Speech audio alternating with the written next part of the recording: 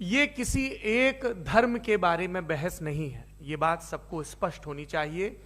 किसी धर्म को महान बताने या किसी धर्म को कमतर बताने की ये बहस नहीं है। तो यदि कोई इस उम्मीद से देख रहा है या यहां आया है तो मैं आपको आश्वस्त करना चाहता हूं कि आपको नाउम्मीदी हाथ लगेगी। इस बहस में बहुत ज्यादा धार्मिक प्रतीकों के इस्तेमाल को लेकर भी ये दोनों लोग जो अभी आपको गंभीर दिख रहे हैं भले लोग हैं, कल शाम को चाय पर मिले थे, बहुत हंसी मजाक भी इनके बीच हुआ था और गलबैयां डालते हुए एक तस्वीर भी हुई थी। ये इस बात का प्रमाण है कि इंटरनेट पर जो हल्ला मचा हुआ है उसके मुकाबले ये दोनों लोग बहुत ही अच्छे शांत ढंग से बहस के लिए राजी हो गए हैं। ट्विटर की बातें ट्विटर तक सीमित, एलन मस्क आजकल उसको एक्स कहते हैं। और अब इस बहस की शुरुआत मैं इन विद्वानों का, हालांकि इनको परिचय की जरूरत नहीं है, पर हो सकता है, हमें पत्रकारिता में सिखाया जाता है कि नेवर अज्यूम, विज्ञान भी यही कहता है। मुफ्ती शमाइल नदवी साहब इस्लामिक विद्वान, शिक्षाविद हैं, कोलकाता के वाहियान फाउंडेशन के संस्थापक हैं, लखनऊ की प्रतिष्ठित दारुल उलूम नदवतुल उलमा से ग्रेजुएशन किया है, सोशल मीडिया और सार्वजनिक मंचों पर अध्यापन और बौद्धिक कामों में सक्रिय हैं और इस समय इंटरनेशनल इस्लामिक यूनिवर्सिटी मलेशिया से पीएचडी कर रहे हैं। अच्छी बात यह है कि पढ़ाई के साथ साथ ट्रैवल ब्लॉग भी बनाते हैं। पेट्रोनस टावर के सामने का ब्लॉग हमने देखा। हमारे साथ जावेद अख्तर साहब हैं। जावेद अख्तर साहब कवि हैं, शायर हैं, गद्य भी लिखते हैं, फिल्मों के लिए संवाद लिखे हैं, गीत लिखे हैं। इससे इतर ये वैज्ञानिक सोच को लेकर या अपने डिक्लेयर्ड एथिज्म को लेकर भी मुखर रहते हैं और अपने तहीं रैशनैलिटी की बात करते हैं। देवियों और सज्जनों, डज गॉड एग्जिस्ट? इस सवाल का जवाब सब अपने अपने तहीं खोजने की कोशिश कर रहे हैं। कोई इसको गॉड डैम पार्टिकल की खोज बताता है, कोई गॉड पार्टिकल की खोज बताता है, कोई हिग्स बोसान की खोज बताता है, कोई ये सवाल जवाब तलाशने की कोशिश करता है कि मास एग्जिस्टेंस में आखिर आया कैसे, हुआ क्या था, सृष्टि के पहले, समय के पहले क्या था। और कोई ये कहता है कि ये सारी खोजें जिस मस्तिष्क में हो रही हैं प्रकृति के क्रम में, वो कैसे विकसित हुआ। मैं उम्मीद करता हूं कि हम आज इन बुनियादी सवालों के कुछ जवाब हासिल करने में कामयाब हों। मैं सबसे पहले मंच पर आमंत्रित कर रहा हूं मुफ्ती शमाइल नदवी साहब को। आइए सर। जी,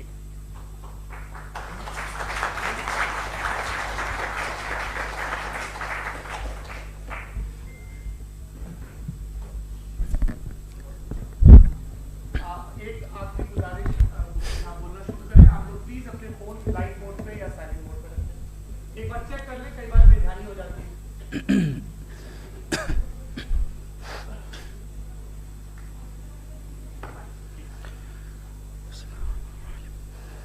तमाम तारीफें उस क्रिएटर के लिए जिसने इस यूनिवर्स को एक मकसद के तहत पैदा किया है। रिस्पेक्टेड जनाब जावेद अख्तर साहब, मिस्टर सौरभ द्विवेदी और respected audience, thank you all for being here today. आज की डिबेट में चूंकि हम बात करने वाले हैं डज गॉड एग्जिस्ट के टॉपिक पर, तो ये एक ऐसा टॉपिक है जिसके मुताल्लिक कोई भी डिसीजन लेने के लिए अलग अलग स्टैंडर्ड्स हो सकते हैं। लिहाजा डिबेट के शुरू में यह जरूरी है कि हम ये जान लें कि आज के इस टॉपिक में कौन सा स्टैंडर्ड सही होगा और कौन सा गलत होगा। सबसे पहला स्टैंडर्ड जिसे मैं समझता हूं कि हमारे रिस्पेक्टेड जनाब जावेद अख्तर साहब बड़ी तेजी के साथ उसकी तरफ लपकेंगे, वो है साइंस। जबकि साइंस दर हकीकत खुदा के एग्जिस्टेंस को डायरेक्टली साबित करने या उसके एग्जिस्टेंस को डिनाई करने के लिए स्टैंडर्ड नहीं बन सकती। और उसकी वजह क्या है, ये मैं नहीं कह रहा, ये वो लोग कह रहे हैं जो साइंस के एक्सपर्ट्स हैं। नेशनल एकेडमी ऑफ साइंस कहती है science doesn't have the processes to prove और disprove the existence of God. Why? क्योंकि साइंस का ताल्लुक एम्पेरिकल एविडेंस से है और एम्पेरिकल एविडेंसेस का ताल्लुक हमारे नेचुरल और फिजिकल वर्ल्ड से है, जबकि गॉड नॉन फिजिकल और सुपर नेचुरल रियलिटी है। लिहाजा नॉन फिजिकल रियलिटी को आप उस टूल के साथ नहीं चेक कर सकते जिसका काम फिजिकल रियलिटी को तलाश करना है। लिहाजा आज इस डिबेट में गॉड की एग्जिस्टेंस को साबित करने या उसे डिनाई करने में साइंटिफिक एविडेंस को एक्सेप्ट नहीं किया जाएगा। दूसरा स्टैंडर्ड हो सकता है रेविलेशन, कि रेविलेशन के जरिए हम यह साबित करें कि गॉड एग्जिस्ट करता है या नहीं। लेकिन यह स्टैंडर्ड भी आज इररेलेवेंट है। क्यों? क्योंकि रेविलेशन मेरे नजदीक सोर्स ऑफ नॉलेज है, वैलिड सोर्स ऑफ नॉलेज है, लेकिन हमारे जावेद अख्तर साहब के नजदीक ये वैलिड सोर्स ऑफ नॉलेज नहीं है।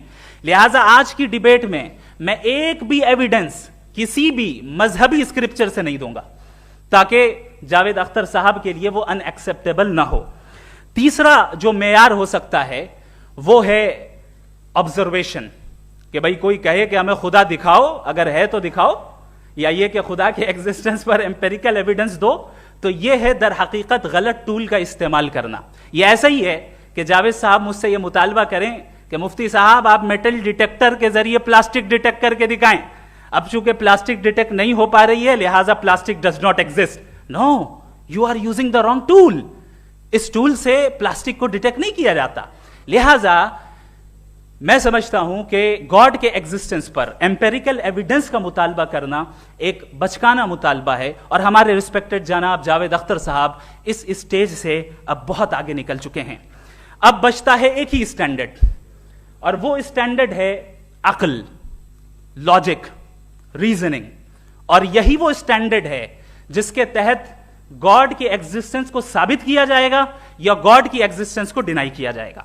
लेकिन चूंकि ये बहुत इंपॉर्टेंट और सेंसिटिव टॉपिक है, इसलिए लॉजिकल आर्ग्यूमेंट भी ऐसा होना चाहिए जो डेफिनेटिव हो, इनडेफिनेटिव ना हो, जो 2 और 2 4 की तरह बिल्कुल वाजे हो, जिसे लॉजिकली रिजेक्ट करना पॉसिबल नहीं हो। फॉर एग्जाम्पल हम कहें हमारे रिस्पेक्टेड मिस्टर सौरभ साहब, ये एक इंसान है और तमाम इंसान कॉन्शियस बीइंग है, लिहाजा नतीजा क्या निकला? हमारे सौरभ साहब भी कॉन्शियस बीइंग है। क्या ये इनडेफिनेट आर्ग्यूमेंट है या डेफिनेट आर्ग्यूमेंट है? ये डेफिनेट आर्ग्यूमेंट है।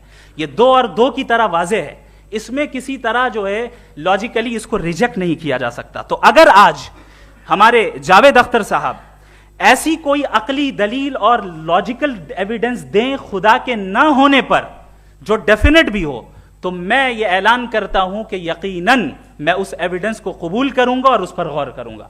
लेकिन साथ में यह भी ऐलान कर देता हूं प्रेडिक्शन के तौर पर कि ऐसा कोई डेफिनेट आर्ग्यूमेंट कोई नहीं पेश कर सकता। दलील हम देंगे और डेफिनेटिव दलील देंगे, लॉजिकल दलील देंगे, ऐसी दलील देंगे जो एंटायर एथिस्टिक वर्ल्ड उसे रेफ्यूट नहीं कर सकती। चलें अब हम एक एग्जाम्पल सोचते हैं, एक सिनेरियो, सिंपल सिनेरियो, तमाम ऑडियंस से गुजारिश है, हम और आप एक आइसोलेटेड आइलैंड पर हैं, ऐसा आइलैंड जहां पे हमसे पहले कोई कभी नहीं गया। चलते चलते आपके सामने अचानक आपने देखा एक पिंक कलर की बॉल पड़ी हुई है। सबसे पहला सवाल आपके जहन में क्या आएगा कि ये बॉल यहां क्यों आई, कैसे आई, ये पिंक कलर की ही क्यों है, कोई और कलर भी हो सकता था, ये इसी शेप में क्यों है, कोई और शेप भी हो सकता था। नेचुरली आप इस तरफ पहुंचेंगे कि कोई ना कोई है जिसने इन स्पेसिफिक प्रॉपर्टीज के साथ इस बॉल को बनाया है और यहां पे रखा है। चूंकि आप जानते हैं कि ये जो बॉल है इसका एग्जिस्ट करना जरूरी नहीं है, ये एग्जिस्ट कर भी सकती थी, नहीं भी कर सकती थी, और एग्जिस्ट करना ही था तो किसी और फॉर्म में करती, किसी और कलर में करती। अब आप इस बॉल को एक्सपैंड करते चले जाएं, एक्सपैंड करते चले जाएं, एक्सपैंड करते चले जाएं, यहां तक कि ये बॉल यूनिवर्स के साइज की हो जाए। बताइए कि क्या साइज के बढ़ जाने से सवाल बदल जाएगा? हरगिज नहीं बदलेगा। अभी भी सवाल रहेगा, ये यूनिवर्स कहां से आया, इन स्पेसिफिक प्रॉपर्टीज के साथ कहां से आया, क्यों आया, किसने बनाया, यह सवाल उस वक्त भी वैलिड रहेगा। लेकिन यह सवाल अगर हम जनाब जावेद अख्तर साहब से करें तो चूंकि इनका वर्ल्ड व्यू एथिस्टिक है, और सिर्फ इनका नहीं, मतलब जितने भी एथिस्ट हैं और एथिस्टिक वर्ल्ड व्यू को रखने वाले से अगर आप ये सवाल करें कि ये यूनिवर्स कहां से आया, तो इनका जवाब या तो आर्ग्यूमेंट फ्रॉम इग्नोरेंस होगा या डॉगमेटिक होगा। या तो ये कहेंगे कि मुझे नहीं पता कि ये कहां से आया, लिहाजा गॉड डज नॉट एग्जिस्ट, ये आर्ग्यूमेंट फ्रॉम इग्नोरेंस है, या ये कहेंगे कि ये यूनिवर्स खुद ब खुद बन गया। इसका मतलब यह है कि उस बॉल को भी खुद ब खुद बन जाना चाहिए, लेकिन बॉल के ताल्लुक से ये एक्सप्लेनेशन एक्सेप्ट नहीं की जाएगी कि ये खुद ब खुद बन गई, लेकिन यूनिवर्स के ताल्लुक से कर दिया जाएगा। इसे हम दूसरे अल्फाज में डॉगमा भी कह सकते हैं।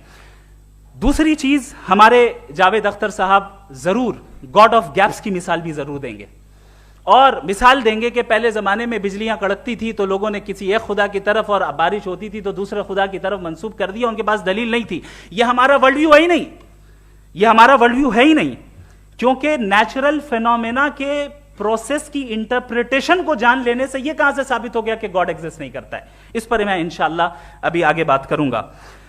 आप हजरात ये भी देखेंगे और मैं ये एक्सपेक्ट करता हूं कि हमारे रिस्पेक्टेड जनाब जावेद अख्तर साहब जरूर इमोशनल आर्ग्यूमेंट्स भी देंगे, जो कि एक लॉजिकल फेलेसी है जब बात आती है ट्रुथ को डिसाइड करने में। क्यों? मिसाल के तौर पर वो कहेंगे कि अगर गॉड है तो इविल क्यों एग्जिस्ट करता है, जबकि मैं कहता हूं इविल का एग्जिस्ट करना गॉड के एग्जिस्ट करने की दलील है, उसके खिलाफ नहीं है। चूंकि अगर गॉड है तो हम सब उसके सामने अकाउंटेबल हैं, और अगर हम अकाउंटेबल हैं तो अकाउंटेबिलिटी के लिए इविल का मौजूद होना जरूरी है, उसके बगैर हम अकाउंटेबल नहीं हो सकते। और अगर हम अकाउंटेबल नहीं हैं तो हम जनाब जावेद अख्तर साहब से पूछेंगे कि आप बताएं कि फिर सफरिंग इस दुनिया में क्यों है? अगर खुदा नहीं है तो सफरिंग क्यों है? और उन लोगों के जज्बे का क्या जिनके अंदर सफरिंग के बाद इंतकाम लेने का जज्बा पाया जाता है और वो इस दुनिया से ऐसे ही चले गए, क्या उनकी सारी तकलीफें बेकार चली जाएंगी?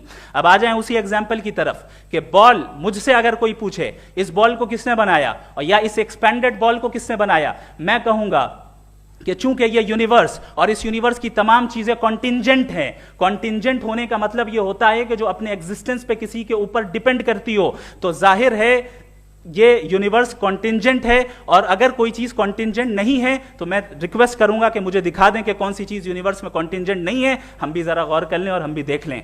और जब कॉन्टिंजेंट चीजें मौजूद हैं तो फिलोसोफर्स की इस्तिलाह के मुताबिक, हम उस टर्मिनोलॉजी के मुताबिक हम उस जगह तक पहुंचते हैं और उस हस्ती तक पहुंचते हैं जिसे नेसेसरी बीइंग कहा जाता है, कि ये वो नेसेसरी बीइंग है जिसका मौजूद ना होना नामुमकिन हो। क्योंकि अगर ये मौजूद ना हो तो सारी चीजें एग्जिस्टेंस में आएंगी ही नहीं, और ये सारी कॉन्टिंजेंट चीजें उसी के ऊपर डिपेंड करती हैं। अब अगर आप ये सवाल करते हैं कि फिर उस हस्ती को किसने बनाया, फिर उसका कॉज क्या है, फिर उसका कॉज क्या है, फिर उसका कॉज क्या है, और एंडलेसली चले जाएं, इसे हम कहते हैं इन्फिनिट रीग्रेस ऑफ कॉजेस, जो कि लॉजिकल फेलेसी है। कॉन्सेप्चुअली इन्फिनिटी पॉसिबल है। मिसाल के तौर पे न्यूमेरिकल्स 1 2 3 गिनते चले जाएं, इन्फिनिट नंबर्स हैं। मैं कॉन्सेप्चुअली बात नहीं कर रहा, प्रैक्टिकली रियलिटी में साबित करके दिखाएं कि infinite regress of causes possible हैं या नहीं। अगर पॉसिबल हैं तो हम मान लेंगे, मिसाल दे दें, और पॉसिबल नहीं है तो एक ही ऑप्शन बचता है जिसे हम कहते हैं नेसेसरी बीइंग। ऐसी नेसेसरी बीइंग जो इंडिपेंडेंट है, क्योंकि अगर वो डिपेंडेंट हुई तो वो नेसेसरी नहीं रहेगी।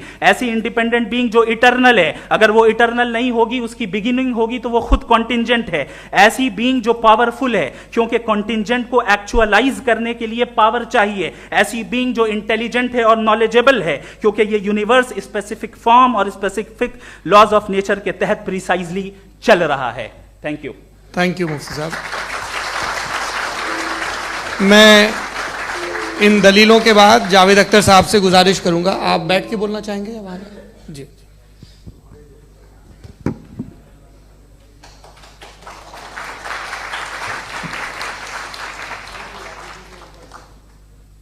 पहले तो मैं मुफ्ती साहब को एक अच्छी खबर देना चाहूँगा कि मेरी नॉलेज साइंस के बारे में बड़ी मामूली है, तो आप फिक्र ना करें उसकी, लेकिन कुछ कॉमन सेंस है मुझ में। देखिए, ये खुदा का तस्वुर कोई नया तस्वुर नहीं है, ये सदियों से रहा है। ये कुछ रिलीजन 3000 साल पुराने होंगे, 4000 साल पुराने होंगे, लेकिन इंसान कोई 10,000 12,000 साल से एग्जिस्ट करता है होमोसेपियन की शक्ल में, और हमेशा कुछ ना कुछ मजहब रहे। ये मजहब जाहिलों के नहीं थे, ये मजहब एक ऐसी ग्रीक सोसाइटी के थे जहाँ बड़े बड़े फिलोसफर पैदा हुए। ये मजहब इजिप्शियंस के थे जिन्होंने पिरामिड्स बनाए थे। ये रोमन्स के थे कि जिनका आर्किटेक्चर और सेनेट यानी पहली बुनियाद डेमोक्रेसी की, लिमिटेड थी मगर डेमोक्रेसी थी, ये उन लोगों ने किए थे। तो इनका जो जुपिटर था, रा था, ज़्यूस था, उन्हें उस पर इतना ही एतमाद था जितना आज किसी मजहबी आदमी को अपने खुदा पे होगा। क्रिश्चियनिटी आने से पहले यूरोप में एक मजहब था, जर्मेनिक रिलीजन। उसका एक खुदा था, उसकी एक बीवी थी, उसके 2 बेटे थे, एक बेटी थी। फिर जर्मनी में जब यूरोप में क्रिश्चियनिटी आई तो वो खुदा, उसकी बीवी और पूरे ख़ानदान चला गया। तो हमने, अगर हम हिस्ट्री देखें तो खुदा जो है वो ज़्यादातर फ़नी है, वो हमेशा रहे नहीं। और वो जो लोग इन्हें मानते थे उनको आप कहें वो तो जाहिल थे, उन्हें तो कुछ पता ही नहीं था, ऐसा नहीं है। वो अपने वक्त में बड़े काबिल लोग थे और अपने वक्त में उन्होंने बड़े बड़े काम किए हैं, फिलोसफर्स थे, साइंटिस्ट थे, लेकिन उनका मजहब कहाँ गया, उनके खुदा कहाँ गए? आज जो खुदा हैं दुनिया में लोग उन्हें मानते हैं। आपको क्या मालूम कि कितने बरसों के बाद क्या होने वाला है? हम यूरोप में देखते हैं तो चर्च खाली हैं। तो वक्त के साथ चीज़ें बदलती हैं। जहाँ तक इसका ताल्लुक है मजहबों का, हर मजहब आपसे एक चीज मांगता है, फेथ। ये फेथ क्या चीज होती है? What is the difference between faith and belief? ये तो बहुत ही अहमखाना बात होगी कि कोई आदमी कहे साहब अगर खुदा है तो मुझे दिखाइए। ये तो जाहिलाना बात हुई। मैंने तो नॉर्थ पोल नहीं देखा है, मगर मैं मानता हूं कि नॉर्थ पोल है। मैं क्यों मानता हूं? इसलिए कि अगर ये दुनिया राउंड है तो उसका कोई टॉप होगा। कुछ लोग हैं जो वहाँ गए भी हैं, कॉमन सेंस कहता है कि ऐसा होगा, सबूत है, गवाह है, रीजन है। तो ये मेरा फेथ नहीं है। तो फेथ में और बिलीफ में डिफरेंस क्या है? जो मजहब मांगता है आपसे, हर मजहब फेथ मांगता है। फेथ का मतलब ये है कि ना कोई गवाह हो, ना कोई सबूत हो, ना कोई रैशनल हो, ना कोई लॉजिक हो, ना कोई प्रूफ हो, मगर तुम एक बात को मानो। ये है फेथ। वरना बिलीफ होता। अगर इसमें कुछ भी सबूत होते, गवाह होते, तो फिर इसे आप बिलीफ कहते। जैसे मेरा बिलीफ है कि नॉर्थ पोल है, मेरा फेथ थोड़ी है। फेथ इन तमाम शर्तों को रद्द करता है। तो फिर स्टुपिडिटी क्या है? अगर मैं एक बात ऐसी मानूं जिसकी ना कोई लॉजिक है, ना कोई रैशनल है, ना कोई प्रूफ है, ना कोई गवाह है, ना कोई सबूत है, और मैं उसे मानूं, तो ये स्टुपिडिटी हुई। इसे ही भाई कल को मैं यकीन कर लूं कि एलोन मस्क जो है मेरा भाई है, तो मुझे इंतहाई खुशी होगी, सुकून भी बहुत मिलेगा मुझे। लेकिन और कहे भाई क्यों मानते हो, क्या सबूत है भाई, वो तो अमेरिकन है और तुम तो इंडियन हो, वो तो नस्ल लगे, तुम्हें कभी मिले भी नहीं। साहब देखिए मेरा फेथ है, इस पर बात न किया। फेथ का मतलब ही यह है कि आप प्रूव नहीं कर सकते। अगर आप प्रूव कर सकते हो तो फेथ की जरूरत ही नहीं, फिर तो आप बात करेंगे, आप कितनी बहस कर लीजिए। अल्टीमेटली दुनिया का हर मजहब फेथ पे टिका है, और फेथ का मतलब है एक ऐसा यकीन जिसका कोई सबूत, कोई गवाह, कोई रैशनल नहीं। अब आप ये कहें, क्या आप ये क्यों कह रहे हैं कि साहब ये कायनात किसने बनाई? कमाल ये है कि आपने बताया कि एक आइलैंड पे गए और एक बॉल देखी। आपने ये नहीं कहा कि आइलैंड किसने बनाया, आपको सिर्फ बॉल पे हैरत हुई। हमने आइलैंड पे हमने हैरत नहीं की, होते हैं आइलैंड। इसी तरह ये आइलैंड है, सितारे, ये गैलेक्सीज, ये सब आइलैंड हैं, खला में। हम उन्हें टेकन फॉर ग्रांटेड लेते हैं, हम पूछते नहीं किसने बनाए। आपने जजीरे के बारे में भी नहीं पूछा है। मेरी पैदाइश कैसे हुई? क्या मैं प्लान पैदा हुआ था? I was plan to be born, या एक लकी स्पर्म था जो किसी एक से चिपक गया? मेरी पैदाइश रैंडम।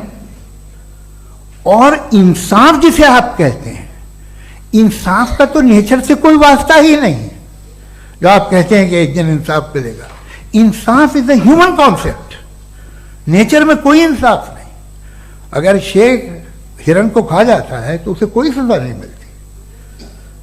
अगर एक आंधी आती है और हरे भरे पेड़ों को उखाड़ के फेंक देती है तो आंधियों की जेल नहीं होती है। नेचर में इंसाफ नहीं, इसलिए मुझे नेचर को इंसाफ की जरूरत भी नहीं। नेचर तमाम एक है। अब हम कहें कि साहब ये देखिए जो मैंने खाना खाया था, ये मेरी आंख तो नहीं यूं कर दिया उसे, तो इसे सजा मिलने नहीं, वो सिस्टम है, ऐसे ही चल रहा है। नेचर बगैर इंसाफ के है। इंसाफ इज अ ह्यूमन कॉन्सेप्ट। तो जो आपसे कहता है कि मैं तुम्हें इंसाफ दूंगा, वो इंसानी जहन की पैदावार है। ये नेचुरल है ही नहीं, ये आसमानी है ही नहीं, नेचर का तसव्वुर, इंसाफ का तसव्वुर। भाई आप साथ मिलते हैं, अब आप लेफ्ट हैंड ड्राइव करते हैं, ये क्या है? तमाम सच, तमाम नेकी, तमाम शराफत लेफ्ट हैंड ड्राइव है। वरना क्या होगा, या तो आप क्रॉस कर देंगे, आपका एक्सीडेंट हो जाएगा, या आप किसी को मार देंगे, या ट्रैफिक जैम हो जाएगा। झूठ, बेईमानी, रिश्वतखोरी, ये तमाम जो है driving on the wrong side है, इसके ऊपर कुछ नहीं। ये तो हमने बनाया, जैसे हमने लेफ्ट हैंड ड्राइव बनाई है। ये कॉन्सेप्ट ऑफ इंसाफ जो है ये हमारा है, इसका नेचर से कोई वास्ता नहीं। शेर खा जाता है हिरन को, उसे जेल होती है क्या? कुछ भी नहीं है ही नहीं। तो ये जो दुनिया के रिलीजन प्रॉमिस करते हैं आपसे इंसाफ, इसी से मालूम होता है कि ये मैनमेड है। ये तसव्वुर कहीं और का है ही नहीं। जो नेचर है, कुछ लोग कहते हैं नेचर ही खुदा है, तो नेचर में तो इंसाफ नहीं कहीं। और आप वादा कर रहे हैं कि तुम्हें मरने के बाद इंसाफ मिलेगा। मुझे अगर मिलेगा तो मैं बहुत खुश होऊंगा, लेकिन मैं यकीन नहीं कर पाता हूं, इसलिए कि मैं फेथ नहीं पैदा कर सकता। The very fact that religions demand faith, इसका मतलब है कि उनके पास जस्टिफिकेशन नहीं है। अच्छा था, फिर रिलीजन अगर मॉडरेशन में है, कोई सा भी नहीं, वो आप में कुछ खूबियां भी पैदा करता होगा, देखिए उससे ये फायदा है, वो फायदा है। अल्कोहल जो है वो ज़्यादातर दवाओं में यूज होती है, और एक सर्वे किया गया था अमेरिका में कि लॉन्जिटिविटी किन लोगों की है। तो एक तरफ वो लोग थे जो शराब पीते ही नहीं थे, और एक तरफ वो थे जो एक बोतल शराब रोज पीते थे। सबसे ज़्यादा लंबी उम्र की है जो 2 पैक नाप के शराब पीते हैं और खाना खाते हैं। मगर हम शराब को बुरा समझते हैं, मैं भी बुरा समझता हूँ। क्यों? ऐसा होता नहीं। कुछ चीज़ों में आदत होती है कि वो बढ़ती है। आज तक में एक आदमी दूध पीता है, आप 10 साल बाद भी मिलेंगे तो एक ही गिलास पीता होगा। ऐसा नहीं होता, सुबह से दूध पीता रहता है। मिल्कोहलिक मैंने नहीं देखे, अल्कोहलिक होते हैं। ये टेंडेंसी है मजहब की कि वो बढ़ता है, जैसे कैंसर बढ़ता है, जैसे शराब बढ़ती है। कुछ लोग होंगे जो उसे सही तरह से यूज करते हैं। मुझे यकीन है कि हमारे मुफ्ती साहब भी उनमें से एक, इनसे बहुत खुशी हुई मुझे इनसे मिलकर। लेकिन कितने लोग हैं कि आज आप देखते हैं दुनिया में जो तबाहियां हैं, इनमें कितना हाथ है उन लोगों का जो बिलीवर कहते था मजहब ये नहीं कहता, ना कहता होगा, मगर जब ये मजहब पीते हैं तो ऐसे बिहेव करते हैं। थोड़ा सा अगर हो तो शायद बहुत अच्छी बात, लेकिन शराब थोड़ी सी नहीं रहती, उसमें टेंडेंसी है। पहले थोड़ा सा अगर 2-3 कैंसर के सेल हो ना बॉडी में तो आदमी सिम रहेगा, लेकिन वो 2-3 सेल नहीं रहते, वो मल्टीप्लाई होते हैं। जावेद साहब, टाइम पूरा हो गया। टाइम हो गया, तो बस बात खत्म हो गई। अच्छा, मुझे कुछ और कहने को था भी नहीं। जी, मैं पहले जवाबी दौर के लिए इनवाइट कर रहा हूं मुफ्ती साहब को। Your rebuttal round 1, you have 7 minutes.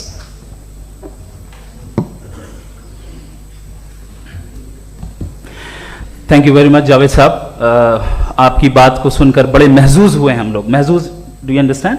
We enjoyed. Okay, अब थोड़ा सा लॉजिकली उसको हम लोग देखते हैं। दरअसल हम लोगों ने कल गुजारिश की थी मुफ्ती साहब से भी, जावेद साहब से भी, कि हिंदुस्तानी जबान आम फहम सबको समझ में आ जाए, और जहां कहीं आप मुश्किल शब्द इस्तेमाल करें वहां बताते भी चलें। Thank you. तो सबसे पहले हमारे रिस्पेक्टेड जावेद साहब ने हवाला दिया कि खुदा फानी है। कितने मजहब आगे चले गए, किसी ने जुपिटर को खुदा माना, किसी ने किसी को माना। मैं कहता हूं जिसने कॉन्टिंजेंट चीज को खुदा माना, गलत माना, वो खुदा ही नहीं, वो खुदा ही नहीं है। हम तो नेसेसरी बीन को साबित करने बैठे हैं, वो नेसेसरी कॉज जो इटरनल है, जो अबदी भी है और अजली भी है। हम किसी और को साबित करने नहीं बैठे। दूसरी चीज उन्होंने कहा कि फेथ एंड बिलीफ, ये एक ऐसी डेफिनेशन है फेथ की जो इन्होंने पहली मर्तबा पेश की है, या माफ कीजिएगा इन्होंने पहली मर्तबा पेश नहीं की है, रिचर्ड डॉकिंस ने पहली मर्तबा पेश की है। मुझे मालूम है ये सोर्स कहां से है। एपिस्टेमोलॉजिकली फेथ और बिलीफ का फर्क आप इस तरह नहीं कर सकते सर। फेथ सही भी होता है, गलत भी होता है, बिलीफ सही भी होता है, गलत भी होता है। जो लॉजिक, रीजन और एविडेंस से बैक्ड होगा वो फेथ सही होगा। और आप जिस फेथ की बात कर रहे हैं कि इलॉजिकल है और उसके पीछे नहीं है, तो we are on the same page. हम नहीं मानते उस फेथ को, जो फेथ ऐसा हो जिसके पीछे कोई लॉजिक ना हो, एविडेंस ना हो, हम नहीं मानते। हम तो उस फेथ के कायल हैं जिसके पीछे लॉजिक हो और एविडेंस हो। तो बिलीफ सही भी होता है, गलत भी होता है, फेथ भी सही होता है और गलत भी होता है। तो आज फेथ और बिलीफ के डिफरेंस पे बात नहीं हो रही है। आज आप चाहे फेथ एक्सेप्ट कर लें या बिलीफ एक्सेप्ट कर लें, आज ये बात होगी कि ट्रूथ क्या है, चाहे ट्रू बिलीफ सही है या ट्रू फेथ सही है, और फॉल्स फेथ क्या है और फॉल्स बिलीफ क्या है, बात इस पे हो रही। दूसरी चीज इन्होंने पूछा, स्टुपिडिटी फिर क्या है? अगर फेथ, रिलीजन स्टुपिडिटी नहीं है तो और क्या है? चूंकि फेथ का मुतालबा करते हैं तो स्टुपिडिटी क्या है? मैं कहता हूं स्टुपिडिटी एथिज्म है। उसकी वजह यह है कि आप एक सड़क पे जा रहे हो और आप किसी गार्डन में जाएं और देखें वहां लिखा है फूलों के साथ, I love Javed Akhtar and I really do, I love you sir. So जब आप वहां पर पहुंचे तो वहां पहुंचकर अब ये बताएं, क्या आप ये कहेंगे वाह व्हाट अ नेचुरल सिलेक्शन? ये क्या नेचुरल सिलेक्शन है? नहीं, ये प्रिसाइजली डिजाइंड है, इसके पीछे डिजाइनर है। लिहाजा अगर कोई एक ऐसी कॉमन सेंस की बात को कबूल नहीं कर रहा है कि यूनिवर्स जो इतने प्रिसाइजली काम कर रहा है, हम कह दें कि खुद ब खुद बन गई, मैं समझता हूं इससे बड़ी स्टुपिडिटी और कुछ नहीं है। ये इरैशनल चीज है। फिर हमारे सर ने कहा कि आपने बॉल पे फोकस किया, आइलैंड पे फोकस नहीं किया। अरे आइलैंड को किसने बनाया यही समझाने के लिए तो बॉल की मिसाल दे रहा हूं। और बॉल भी कॉन्टिंजेंट है, आइलैंड भी कॉन्टिंजेंट है, दोनों नेसेसरी बीइंग का मुतालबा करते हैं। आगे इन्होंने कहा कि नेचर में कोई इंसाफ नहीं है, हम डिसाइड करते हैं कि मोरालिटी क्या होती है, इंसाफ क्या होता है, हम डिसाइड करते हैं। जैसे ड्राइविंग सीट में ट्रैफिक वाला, ये तो किसी खुदा ने नहीं कहा, ये है, इसे कहते हैं फॉल्स इक्विवेलेंस। ये एक लॉजिकल फेलेसी है। आपने जो है मिसाल दी ड्राइविंग की और ट्रैफिक की, ये सब्जेक्टिव मोरालिटी है। आप सब्जेक्टिव मोरालिटी को मिसाल बनाकर ऑब्जेक्टिव मोरालिटी के ऊपर नहीं थोप सकते। इंसाफ की ऑब्जेक्टिव मोरालिटी। अगर आप ये कहते हैं कि नेचर में इंसाफ नहीं है, तो इंसाफ का न होना ये नेचुरल हुआ, तो फिर नेचर को नेचर रहने दे, क्यों हम इतना स्ट्राइव कर रहे हैं दुनिया में इंसाफ लाने के लिए? ये तो इलॉजिकल बात है, इरैशनल बात है। इसलिए बहुत सी चीजें ऐसी हैं जो ऑब्जेक्टिवली जो है इविल या गुड हैं, और बहुत सी चीजें ऐसी हैं जो सब्जेक्टिवली हैं। सब्जेक्टिवली जो मोरल होता है या इमोरल होता है, उसको हम सोशल कंसेंसस से या पर्सनल प्रेफरेंस से डिसाइड करते हैं। लेकिन जो ऑब्जेक्टिव मोरालिटी है, जिसमें इंसाफ आया, जो इन्होंने बार बार रिपीट किया, ये ऑब्जेक्टिव है, सब्जेक्टिव नहीं है। अगर आप कहते हैं ये सब्जेक्टिव है, तो मेरा सवाल आपसे यह है, क्या सोशल कंसेंसस के जरिए अगर जुल्म को सही करार दे दिया जाएगा तो आप जुल्म को जस्टिफाई करेंगे? दूसरी चीज इन्होंने यह कहा कि 2 पैक शराब पी लें तो वो उतने पे नहीं रहता, बढ़ जाता है। यही मामला मजहब के साथ है। 2 पैक आप पी लें, बढ़ेगा।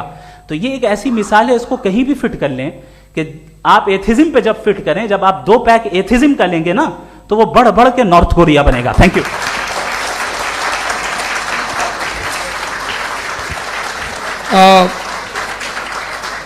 फर्स्ट राउंड के रिबटल के लिए मैं जावेद साहब को इनवाइट कर रहा हूं। आपके पास 7 मिनट का वक्त है, रीसेट कर दीजिएगा प्लीज।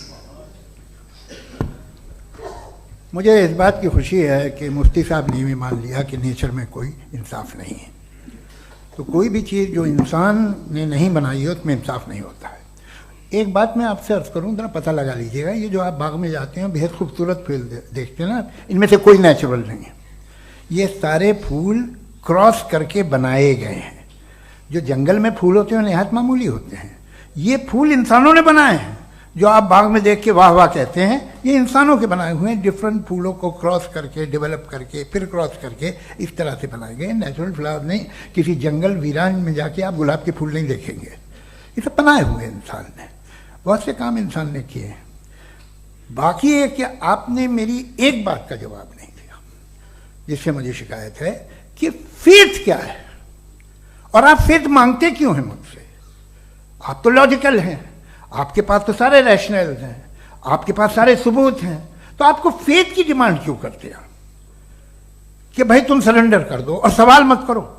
कोई मजहब सारे सवाल करने की इजाजत नहीं देता है और मना करता है कि ज्यादा सवाल ना करो, बह जाओगे तुम। आप क्यों रोकते हैं? हकीकत यह है कि इंसानी तारीख क्या है? इंसानी तारीख यह है कि दुनिया में दो तरह के लोग हुए हैं। एक वो जिन्होंने अपनी लाइल्मी की परस्तिश की है, दूसरे वो जिन्होंने अपनी इग्नोरेंस या लाइल्मी से झगड़ा किया है और मालूम किया है कि क्या है। ये जो आप कह रहे हैं, आज आप हैरान हैं कि भाई ये यूनिवर्स कैसे बनी। लोग हैरान थे कि सूरज डूबता है तो इधर से कैसे निकलता है। और आप एक कदम जाके हमेशा का मानने को तैयार है, एक कदम पीछे ही मान जाइए। भाई आप इसके बाद जाते हो, कहते सवाल ना करना कि ये कहां से आया, ये पावर तो हमेशा से हमेशा रहेगी।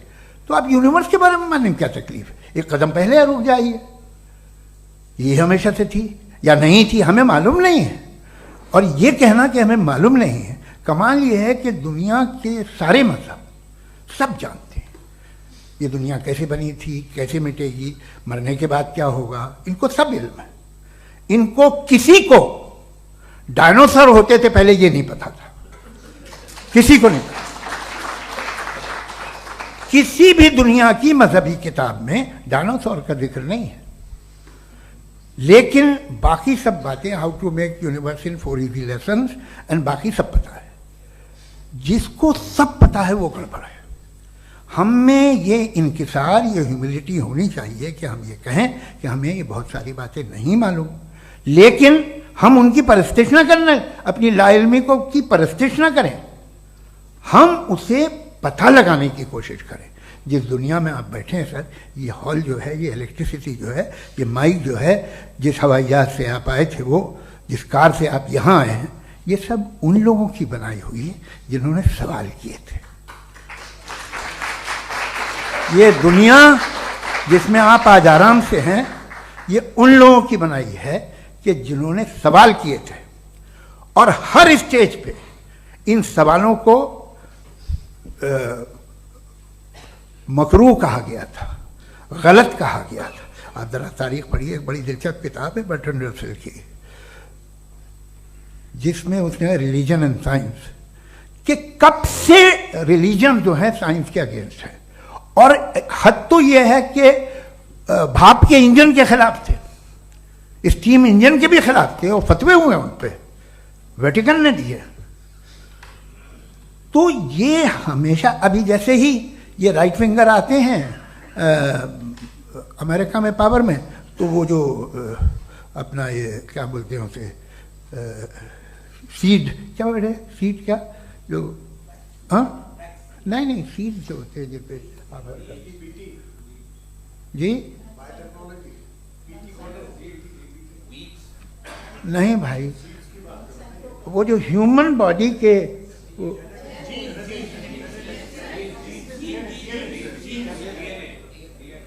उस पर रिसर्च बंद हो जाती है, रिपब्लिकन नहीं करने देते। अरे भाई इतना डर क्या है तुम्हें? एक जमाने में बहुत नाराज थे ये सारे मजहबी लोग कि ये इंसान तो इंसान बनाने की कोशिश कर रहा है। आपको क्या तकलीफ भाई, बना ले तो बना लेने दो, ये खौफ क्या है? और ये सब आज जो आप कह रहे हैं नामुमकिन है, ये कैसे हुआ? मुझे एक किस्सा याद आता है। जब मैं 6ठी क्लास में था तो मैं मैथमेटिक्स में बहुत वीक था, तो एक टीचर रख दिया गया, उसने 1 2 3 4 5 6 7 तो सिखा दिया मुझे। वो दिन मैं भूल नहीं सकता हूँ मुफ्ती साहब, जिस दिन उसने ये बताया कि 1/2 क्या होता है और 3/4 क्या होता है, मुझे ऐसा लगा कि मेरा सर बीच से फट जाएगा। यह आदमी कह रहा है कि जो दीवार के अंदर जाओ वॉक करते हुए। आज हंसता हूं मैं इस बात पे। तो आज जो बातें आपके जहन से बिल्कुल परे हैं और आप हैरान होते हो उन्हें देख के, एक वक्त आएगा कि मामूली लगेंगे। और हुआ है, आपकी इंसानी तारीख ही है।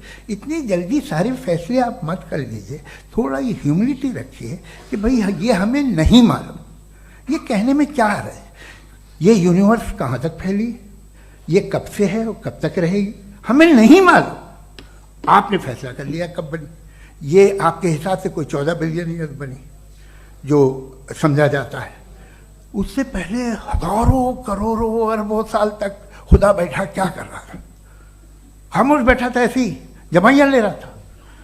फिर उसे आइडिया आया, यार एक काम करते, वक्त अच्छा गुजर जाएगा, यूनिवर्स पर नाम से।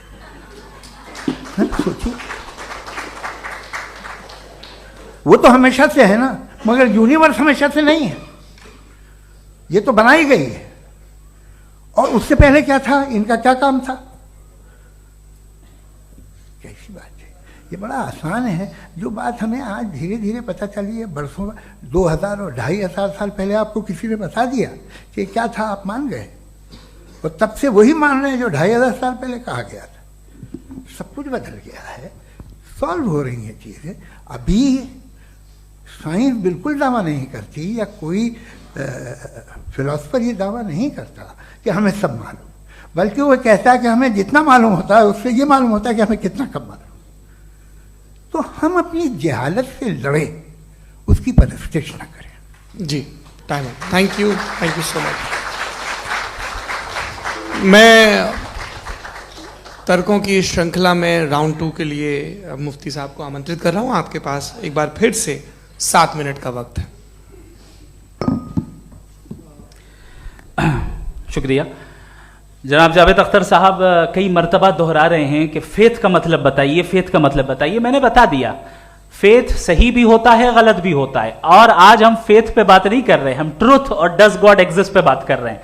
क्या डज गॉड एग्जिस्ट, ये ट्रूथ यानी गॉड है या नहीं है, इसमें से दोनों ट्रूथ क्या है। अब आप उसे फेथ कह लें, बिलीफ कह लें, नॉट माई बिजनेस। उसके बाद आपने कहा कि भाई सवाल करने से मजहब रोकता है। मैं कहता हूं जो रोकता है वो रोकता होगा, मैं नहीं रोकता, बल्कि सवाल करें, सवाल करना चाहिए। सवाल कर करके तो हम आगे बढ़ते हैं, तरक्की करते हैं, और इसीलिए मैं आज यहां पे आया हूं। लेकिन सवाल सिर्फ खुदा से नहीं होगा, आपसे भी होगा। सवाल एथिज्म से भी होगा, सवाल सिर्फ मजहब से नहीं होगा, सबसे होगा। और आज मैं सवाल करूंगा और उम्मीद है कि आप जवाब देंगे। अभी तक आपने वैसे कॉन्टिंजेंसी आर्गुमेंट का कोई जवाब नहीं दिया। चलें, आपने कहा यूनिवर्स के बारे में इटर्नल क्यों नहीं बोल देते। ये चूंकि लॉजिकली पॉसिबल ही नहीं है कि यूनिवर्स इटर्नल हो। यूनिवर्स एक कॉन्टिंजेंट चीज है जो टाइम एंड स्पेस के पाबंद है, टाइम एंड स्पेस से बाउंड है। जो टाइम एंड स्पेस से बाउंड होगा वो कॉन्टिंजेंट होगा, जो कॉन्टिंजेंट होगा वो उसकी बिगिनिंग हुई होगी, जिसकी बिगिनिंग हुई होगी वो इटर्नल नहीं हो सकता। ये तो कॉमन सी बात है। आपने कहा कि किसी मजहबी किताब में डायनासोर का जिक्र नहीं है। अफसोस कि आज तक किसी मैथमेटिक्स की किताब में मुझे डायनासोर का जिक्र नहीं मिला। तो इसका मतलब मैथमेटिक्स की किताब बेकार है? नहीं, उसका वो टॉपिक नहीं है। रेवलेशन का और मजहबी किताबों का टॉपिक ये नहीं है कि आपको आके बताए साइकिल कैसे बनाते हैं, या आकर ये बताएं कि जो है डायनासोर कब था। वो तो मोरालिटी सिखाने आया है, गॉड के बारे में बताने आया, नॉन फिजिकल रियलिटी की हकीकत को सिखाने के लिए आया। रिलीजियन साइंस को रोकता है? नहीं रोकता। अगर रोकता है तो गलत करता है। रिलीजियन साइंटिज्म को रोकता है, जिसमें हमारे जावेद साहब मुब्तला है। साइंस और साइंटिज्म में फर्क है। साइंटिज्म यह है कि आप समझें कि साइंस और साइंटिफिक मेथोडोलॉजी ये नॉलेज को हासिल करने का वाहिद सोर्स ऑफ नॉलेज है। यह है साइंटिज्म। हम इसे रिजेक्ट करते हैं। हम साइंस को तो तरक्की करते हैं, भाई आप हमारी पूरी तारीख कर लें, पढ़ लें तो आपको पता चल जाएगा। बहरहाल ये अलग टॉपिक है।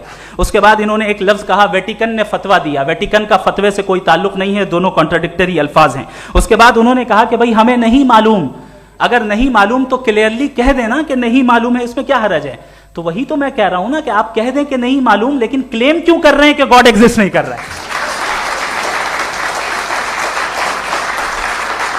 आप कह दें नहीं मालूम है, हो सकता है हो सकता ना हो, लेकिन आप क्लेम कर रहे हैं। The moment you say God does not exist, this is a claim, and now the burden of proof is upon you too, जैसे हमारे ऊपर है। और क्यों है मैं बताता हूं, क्यों है ये भी मैं बताता हूं। फिलोसॉफिकली जो क्लेम होता है ना, सिर्फ ये नहीं होता कि इंसान कहे पॉजिटिव क्लेम करे और नेगेटिव क्लेम करे तो बर्डन ऑफ प्रूफ नहीं है।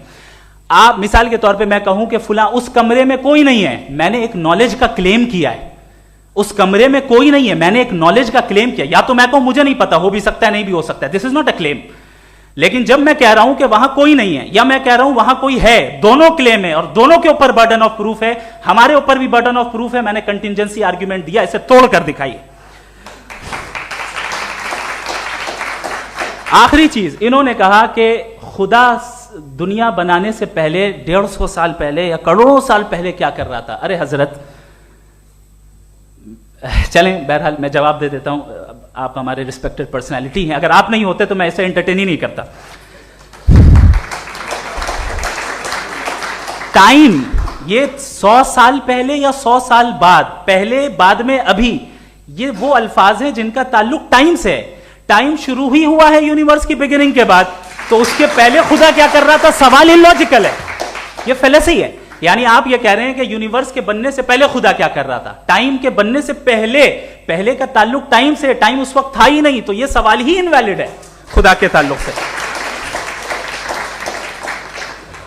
दूसरी चीज, आर्ग्यूमेंट ऑफ कंटिंजेंसी जो मैंने आपके सामने पेश की है, आपने बार बार ये प्रूफ किया और ये कह रहे हैं कि गॉड ऑफ गैप्स।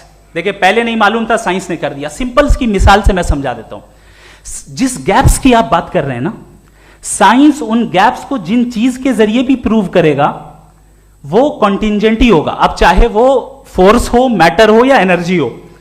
लिहाजा सवाल हमारा उस वक्त भी वैलिड होगा जब तक कि आप नेसेसरी बीइंग पे ना आ जाएं, और इन्फिनिट रिग्रेस पॉसिबल नहीं है of causes in practical world, तो जाहिर है कहीं रुकना पड़ेगा, जहां रुकेंगे वही खुदा है। दूसरी चीज, आपने ये कहा, क्या कह रहा था मैं, किस पॉइंट को? What? Oh no, after that. Just now. हाँ, जहां रुकेंगे वही खुदा है। बहरहाल, तो टाइम का जिक्र हो गया, गॉड ऑफ गैप, सॉरी, या इसकी एक मिसाल आप ले लें। एक कार है, एक साहब ने देखा कि भाई कार जो है उसके व्हील्स कितने अच्छे लगे हुए हैं सही जगह पे, स्टीयरिंग जो है कितने अच्छे जगह पे लगी हुई है, और सीट्स कितने वेल डिजाइंड है, कितनी प्रिसाइजली ये कार काम कर रही है, तो जरूर कोई ना कोई इसे क्रिएट किया है, किसी ने क्रिएट किया है। अब जावेद साहब आए और कहे, अरे जनाब बोनेट खोलिए, इसमें इंजन है, इंजन इस कार को चला रहा है, hence prove no one has created the car. This is illogical, this is irrational. आपने इंजन के जरिए उस गैप को तो साबित किया, लेकिन क्या उससे कार की जो क्रिएशन है और उसका जो क्रिएटर है ये इम्पॉसिबल हो जाए? ऐसा पॉसिबल है? उसका सवाल खत्म हो जाए, ऐसा पॉसिबल है? नहीं। आपने गैप्स को फिल करके, कॉन्टिंजेंट चीजों से गैप्स को फिल करके हमारे ऑब्जर्वेशन को और ब्रॉड कर दिया। अब हमें और पता चल गया कि ये जो कार है इसका सिस्टम कितना ज्यादा कॉम्प्लेक्स है। पहले कम समझते थे, अब कॉम्प्लेक्सिटी और ज्यादा वाजे हो गई। अब हमें समझ में आ रहा है कि हमारी सर्टेनिटी और बढ़ गई कि जरूर इस कार को किसी ना किसी ने बनाया। यही मामला यूनिवर्स का है। साइंस हमेशा फिजिकल वर्ल्ड की चीजों को ही फिल करती जाएगी और फिजिकल चीजों से ही करती जाएगी, चूंकि एम्पेरिकल एविडेंस का ताल्लुक फिजिकल वर्ल्ड से है। आप साइंस के जरिए मेटाफिजिकल रियलिटी को कभी साबित नहीं कर सकते। ये रॉन्ग टूल का इस्तेमाल करना है। ये वही काम है कि आप मेटल डिटेक्टर से प्लास्टिक डिटेक्टर करने चलें, जो कि जाहिर है सही नहीं है। Thank you.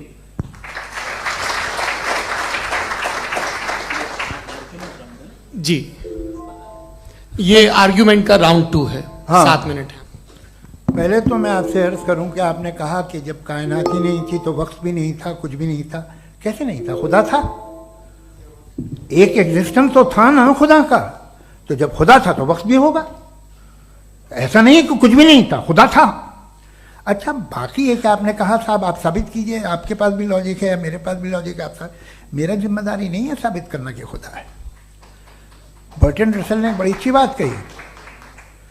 बर्टन रसल ने बड़ी अच्छी बात कही। मैं आपसे अगर ये दावा करूं कि एक चाय की केतली मरीख के चारों तरफ घूम रही है, मार्स के चारों तरफ, तो यह आपका काम नहीं है कि आप साबित करें कि कोई चाय की केतली नहीं है।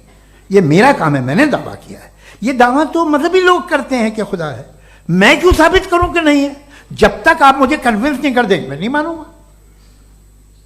आपकी जिम्मेदारी है, मेरी जिम्मेदारी नहीं है। दोयम ये कि ये जो आप कह रहे हैं, जो गैप्स हैं, ये गैप जब जब किसी मजहब को चैलेंज करते हैं, जब ऐसा कोई बात आती है तो हंगामा हो जाता है कि जब वो चैलेंज करें किसी फेथ को। ये तमाम साइंस जो है इसे मुख्तलिफ जगहों पे मुख्तलिफ वक्तों में मजहब ने रोकने की कोशिश की है। ये किताब है religion and science, Burton Russell की, पढ़िएगा, अच्छी लगेगी आपको। तारीख ही है साइंस, मजहब की साइंस से उसका यही रिश्ता है। अच्छा, अब ये हम सोचें कि बहरहाल ये वजूद जो है मज़हब और ये बिलीव इन गॉड इंसान को बेहतर बना देता है, तो एक काम कीजिए, हिंदुस्तान वर्ल्ड का नक्शा लीजिए और मार्क कीजिए कि रिलीजन कहाँ कहाँ ज़्यादा है, कहाँ कहाँ, चाहे वो लैटिन अमेरिका हो या मिडल ईस्ट हो या फार ईस्ट हो या हिंदुस्तान के वो इलाके जहाँ मजहबियत ज़्यादा है। रख दीजिए नक्शा अलग। अब दूसरा नक्शा कि कहाँ कहाँ नाइंसाफ़ी, रिप्रेशन, औरतों के हुकूक की पामाली, जुल्म, डिक्टेटरशिप कहाँ है, नक्शा एक ही होगा। तो आप मुझे बताएं कि जो इसका तरकीब इस्तेमाल क्या है, खुदा का तरकीब इस्तेमाल तो बताइए। आप छोटी सी दवा सड़क पे बेचते हैं उसकी भी तरकीब इस्तेमाल बताते हैं, इसके इस्तेमाल से तो फायदे नहीं हुआ किसी को। जो सारे के सारे खराब मुल्क हैं, खराब समाज है, वो सारे जुल्म खुदा के नाम पे करते हैं।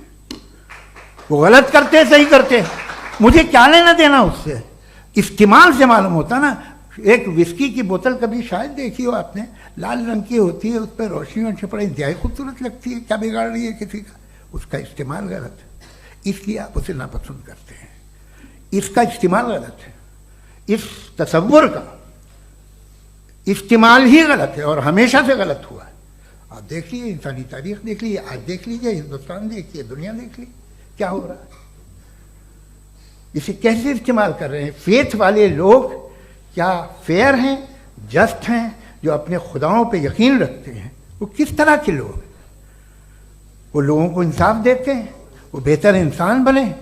तो इस दवा का फ़ायदा क्या है? चलो बहुत फ़ायदा हो रहा तो मैं इस्तेमाल कर लूँगा, मुझे तो इस दवा का कोई फ़ायदा दिखता ही नहीं। मुझे तो ऐसा लगता, मैं एक और बात बताऊं, अगर कोई आदमी मजहबी है और अच्छा आदमी है तो मैं उसकी बहुत इज्जत करता हूँ, इसलिए कि मेरा ख्याल है मजहबी आदमी का अच्छा होना मुझसे अच्छा होने से ज़्यादा मुश्किल है। भाई हर चीज़ की एक लिमिट है, आप इतना भाग सकते हैं, इतना नहीं भाग सकते, इतना वजन उठा सकते, इतना नहीं उठा सकते, इतना दूर देख सकते हैं, इतना दूर नहीं देख सकते। उसी तरह कॉमन सेंस कहता है कि आप में नेकी का भी एक कोटा होगा। अब आप अगर सुबह जाते हैं अपनी इबादत गाह और इबादत करते हैं तो बाहर निकलते हैं तो आप तो यही महसूस करते हैं कि आपने एक बहुत अच्छा काम किया, आपकी नेकी का एक बहुत बड़ा कोटा खर्च हो गया जिससे किसी का कोई फ़ायदा नहीं होगा। मैं तो नहीं जाता हूँ तो मुझे तो किसी को खाना खिलाना पड़ेगा, किसी बेवा की मदद करनी पड़ेगी, मैं अपना कोटा कैसे कंज्यूम करूं? आप अपना कोटा सारे मजहबी लोग इंतहाई यूजलेस कामों में यूज करते हैं, उसके बाद भी अगर आप में बच्ची है थोड़ी सी शराफत तो भाई वाह क्या बात है।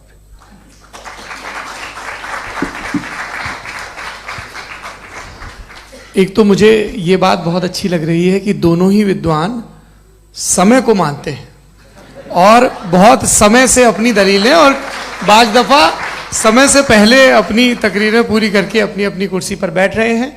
ये इस आर्ग्यूमेंट का राउंड 2 पूरा हुआ। अब रिबटल का राउंड 2 है और उसके बाद क्रॉस एग्जामिनेशन होगा। नहीं, आपका आर्ग्यूमेंट हो गया सर। हमारे यहाँ स्कूल के सिलेबस में पंच परमेश्वर कहानी पढ़ाई जाती है, प्रेमचंद जी की लिखी हुई। आप निश्चिंत रहिए, आपके कोई राउंड में मिस नहीं होने दूंगा। रिबटल का राउंड 2 मुफ्ती शमाइल नदवी साहब।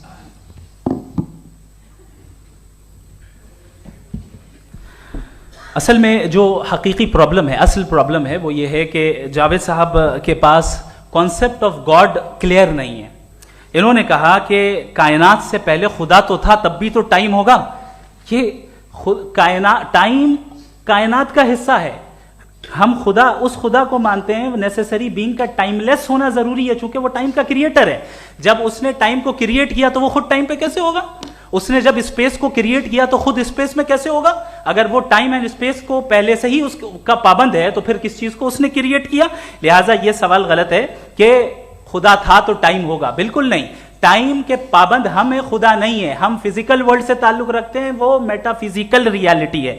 दूसरी चीज इन्होंने मिसाल दी कि चाय की केतली हवा में घूम रही होगी, और पता नहीं शायद वो बर्टन रसल का उन्होंने हवाला दिया। बहरहाल यही प्रॉब्लम है। प्रॉब्लम यही है कि हम चीजों के दरमियान डिफरेंशिएट नहीं कर पाते। ये जो आपने मिसाल दी ये इमेजिनेशन है, और मैं जो साबित कर रहा हूं वो लॉजिकल नेसेसिटी है। आप इमेजिन करने आए तो कुछ भी करें, जुपिटर में पिंक एलिफेंट होगा, यूनिकॉर्न होगा, करें, उससे कायनात पे क्या फर्क पड़ता है? उससे आप लॉजिकल नेसेसिटी साबित नहीं कर सकते। मैं तो उस प्राइम कॉज की बात कर रहा हूं, उस नेसेसरी बीइंग की बात कर रहा हूं जिसके बगैर इस कायनात का एग्जिस्टेंस मुमकिन नहीं है। दूसरी चीज, मजहब को साइंस चैलेंज करती है वगैरह वगैरह, ये हमारा टॉपिक ही नहीं है।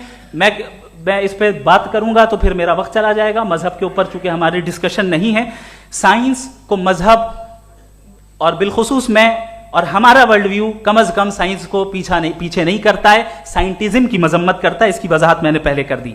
दूसरी चीज इन्होंने कहा वर्ल्ड का नक्शा लीजिए, वर्ल्ड मैप लीजिए, दो अलग अलग जगह की। हजरत मैंने ये होमवर्क किया था और मैंने मिडिल ईस्ट का एक नक्शा लिया और यूरोप का एक नक्शा लिया, ये मजहबी इलाका और ये लिबरल और एथीस्ट इलाका।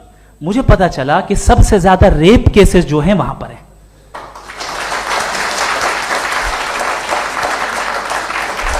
मुझे यह पता चला यूएन की रिपोर्ट के मुताबिक, मैं ये अपने घर से नहीं लेके आ रहा, कि जो वर्किंग वुमेन है यूरोपियन कंट्रीज में, उसमें 81% वुमेन सेक्सुअल हैरेसमेंट का वर्क में शुमार हो रही है। ये मिडिल ईस्ट में नहीं हो रहा है, वो मजहबी लोग हैं इसलिए नहीं हो रहा है।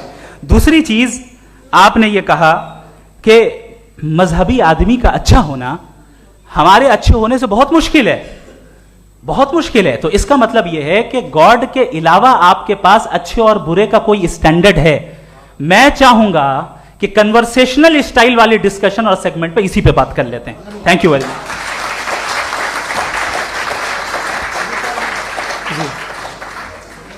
ये रिबटल का राउंड 2 है, आपके पास 5 मिनट का वक्त है और इसके बाद क्रॉस एग्जामिनेशन शुरू करेंगे। आप चाहें तो जो इन्होंने सवाल पूछे उनके जवाब आप रिबटल में भी दे सकते हैं। जी जी, देखिए पहले तो ये बात कि ये मिसाल गलत नहीं है, गलत है।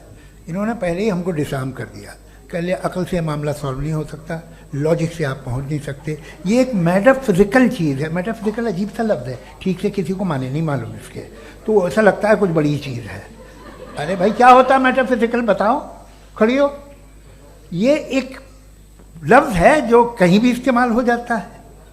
जब आप एक बात कर रहे हैं और आप मुझसे बहस कर रहे हैं तो मुझे मेटाफिजिकल मत बताइए, आप लॉजिकली मुझे प्रूफ किए। और अगर लॉजिकली आप नहीं बात करते साहब ये मेटाफिजिकल है, तो फिर हम आप बात क्या कर रहे हैं? मेरा आपका किस ज़बान में कॉन्वर्सेशन होगा?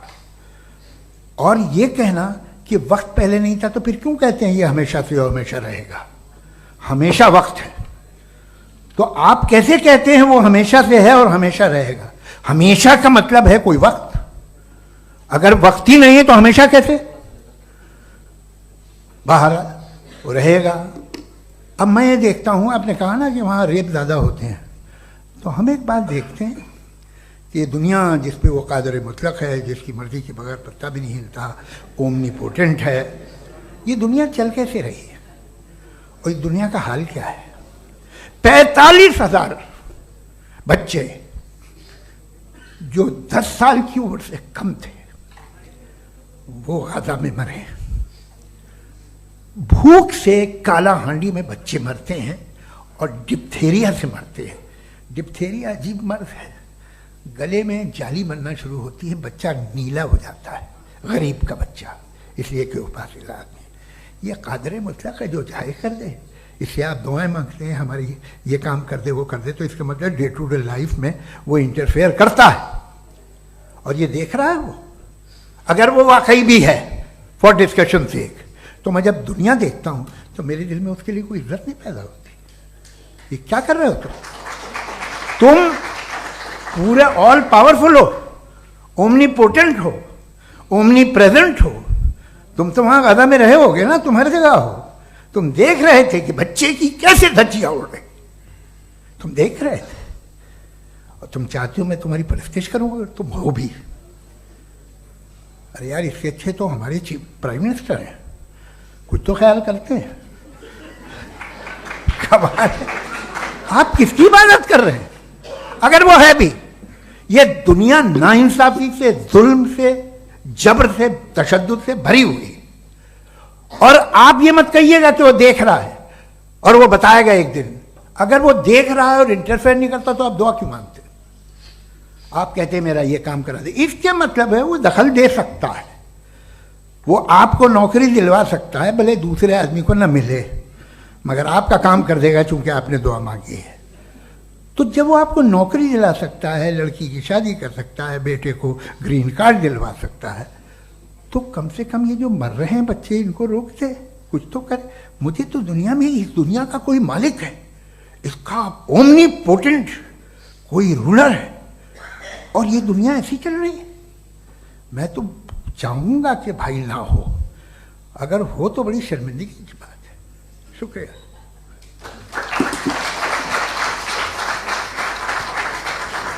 देवियों और सज्जनों, इस बहस के 2 राउंड और 2 रिबटल पूरे हो चुके हैं।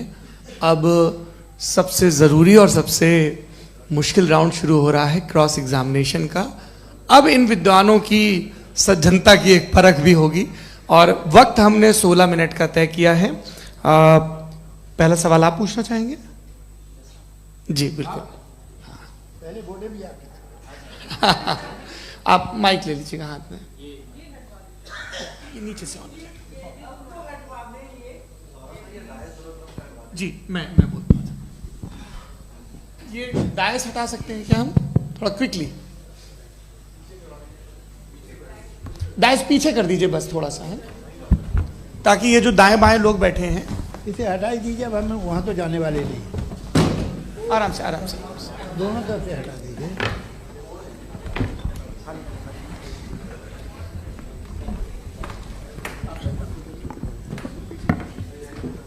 इस बीच आप लोग भी अपने अपने सवाल तैयार कर लें।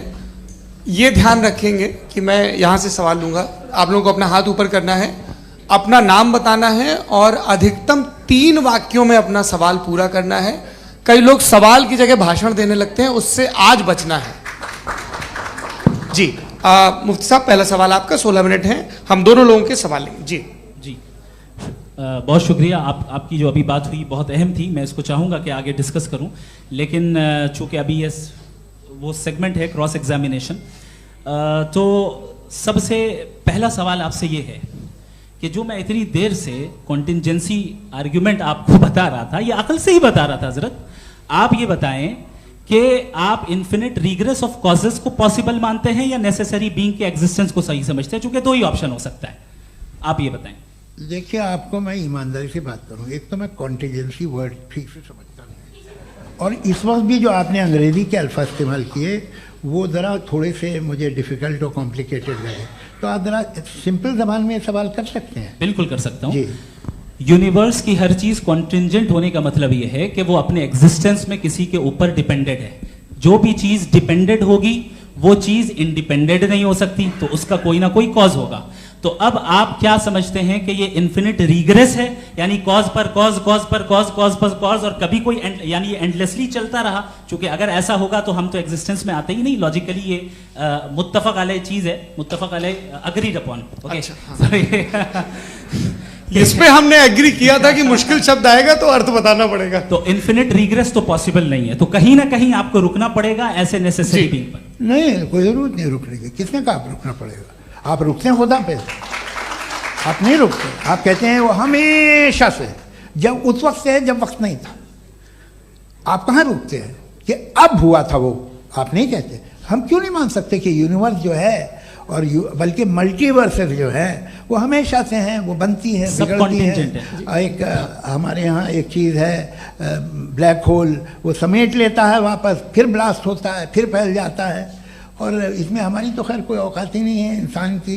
एक छोटे से ज़र्रे पे हम 50-60 साल की उम्र रखते हैं, जो करोड़ों अरबों साल की कायनात है उसमें, और पैदा भी नहायत ही बेहुदा वजह से हुए थे। तो इसमें ये सोचना कि इसकी वजूहात और ये क्यों है, ये डिपेंडेंट है, ये हम देख रहे हैं। क्या मालूम, आप सोचिए कि ये जो फैल रही है कायनात, ये कहाँ फैल रही है, ये कहाँ जा रही है, और ये फैल क्यों रही है? अरे बना ली थी तुमने, रुको भैया, काफ़ी है। ये फैल क्यों रही है?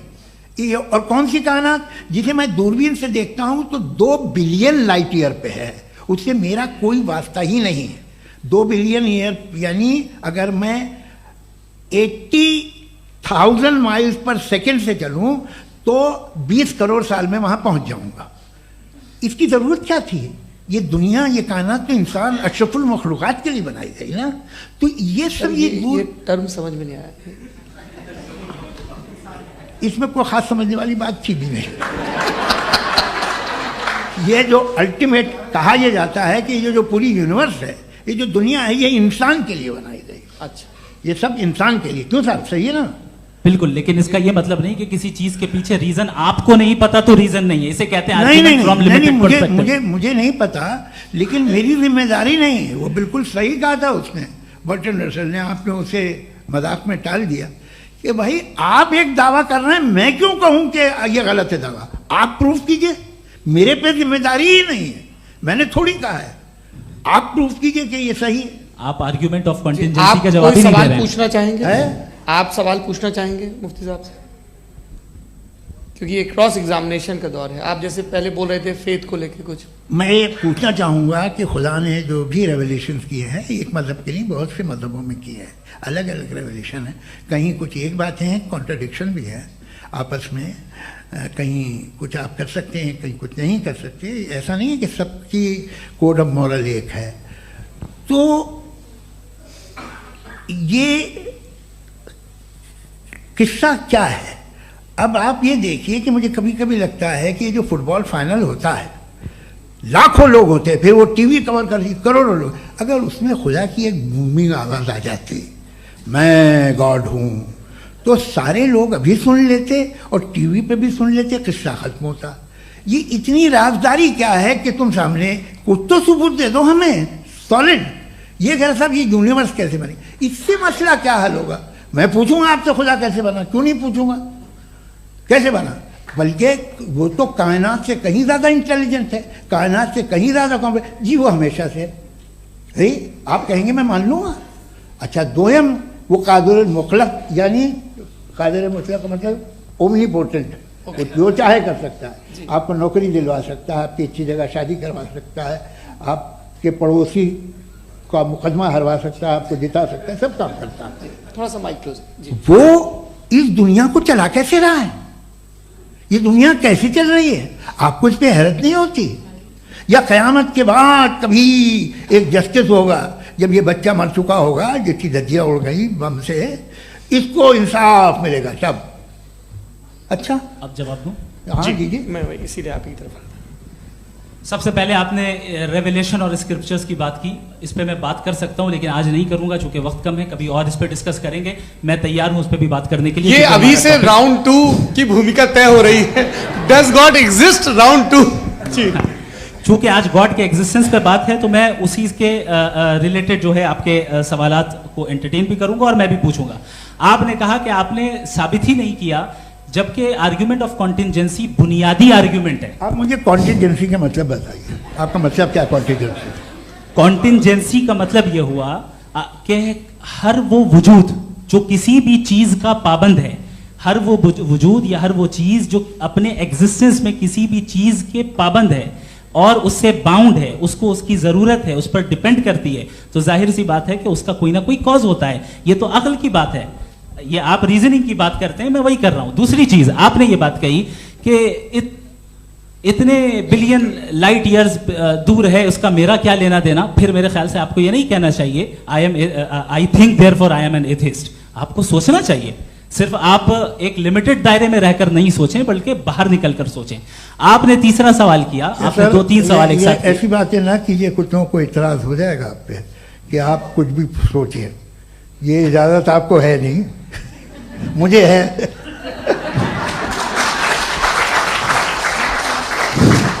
जी, आपने प्रॉब्लम ऑफ इविल के ताल्लुक से सवाल किया और बार बार आप एक लफ्ज रिपीट कर रहे हैं कि ओमनीपोटेंट गॉड है, ऑल पावरफुल गॉड है।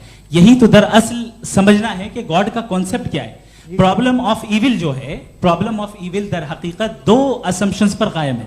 अगर आप इन 2 असम्पशंस को समझ जाएं तो ये प्रॉब्लम नहीं रहेगी, आर्ग्यूमेंट आपको समझ में आ जाएगी कि ये कोलैप्स कर जाता है। पॉइंट नंबर 1, यानी जो आपका सबसे पहला फॉल्स असम्पशन है कि गॉड मर्सीफुल है, ओमनीपोटेंट है, दुनिया में जुल्म हो रहा है।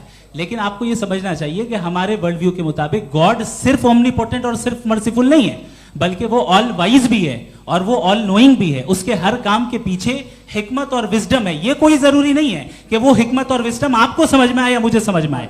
अगर आप जो समझ रहे हैं उसके मुताबिक आप फैसला कर रहे हैं, ये लिमिटेड पर्सपेक्टिव से आर्ग्यूमेंट है। और इस चीज को हम अपनी दुनिया में, अपने लाइफ में, डेली लाइफ में इस प्रिंसिपल को एक्सेप्ट करते हैं। हम जब किसी डॉक्टर के पास जाते हैं, डॉक्टर के पास जाकर वो अगर उसने हमें कोई दवाई दी है तो हम ये तो नहीं कहते कि जब तक आपके पास जितना नॉलेज और जितना विजडम नहीं है, आपने क्यों ये दवाई दी है, तब तक हम इस चीज को एक्सेप्ट नहीं करेंगे। नहीं कहते, हम उसकी अथॉरिटी को तस्लीम करते हैं। क्यों? क्योंकि उसकी हम जानते हैं कि वो नॉलेजेबल है, वो विजडम वाला है, हमसे ज्यादा नॉलेज और हमसे ज्यादा विजडम है। बताएं सर। नहीं, डॉक्टर में और खुदा में बड़ा डिफरेंस है। डॉक्टर पढ़ा लिखा होता है एक, तो मैं उसकी बात सुनूंगा। दोयम ये नहीं, कुछ जवाब तो ये भी नहीं है सर। प्लीज आप अगर सब ऑडियंस से बोलने लगेंगे तो फिर मतलब नहीं सिविलाइज्ड बहस का। मतलब आप ये कहें कि चूंकि आप डॉक्टर पे बिलीव करते हैं इसलिए खुदा पे बिलीव किए, क्या ये मिसाल आपको समझाने के लिए आर्गुमेंट है, इस पे आपको एतराज नहीं है। तो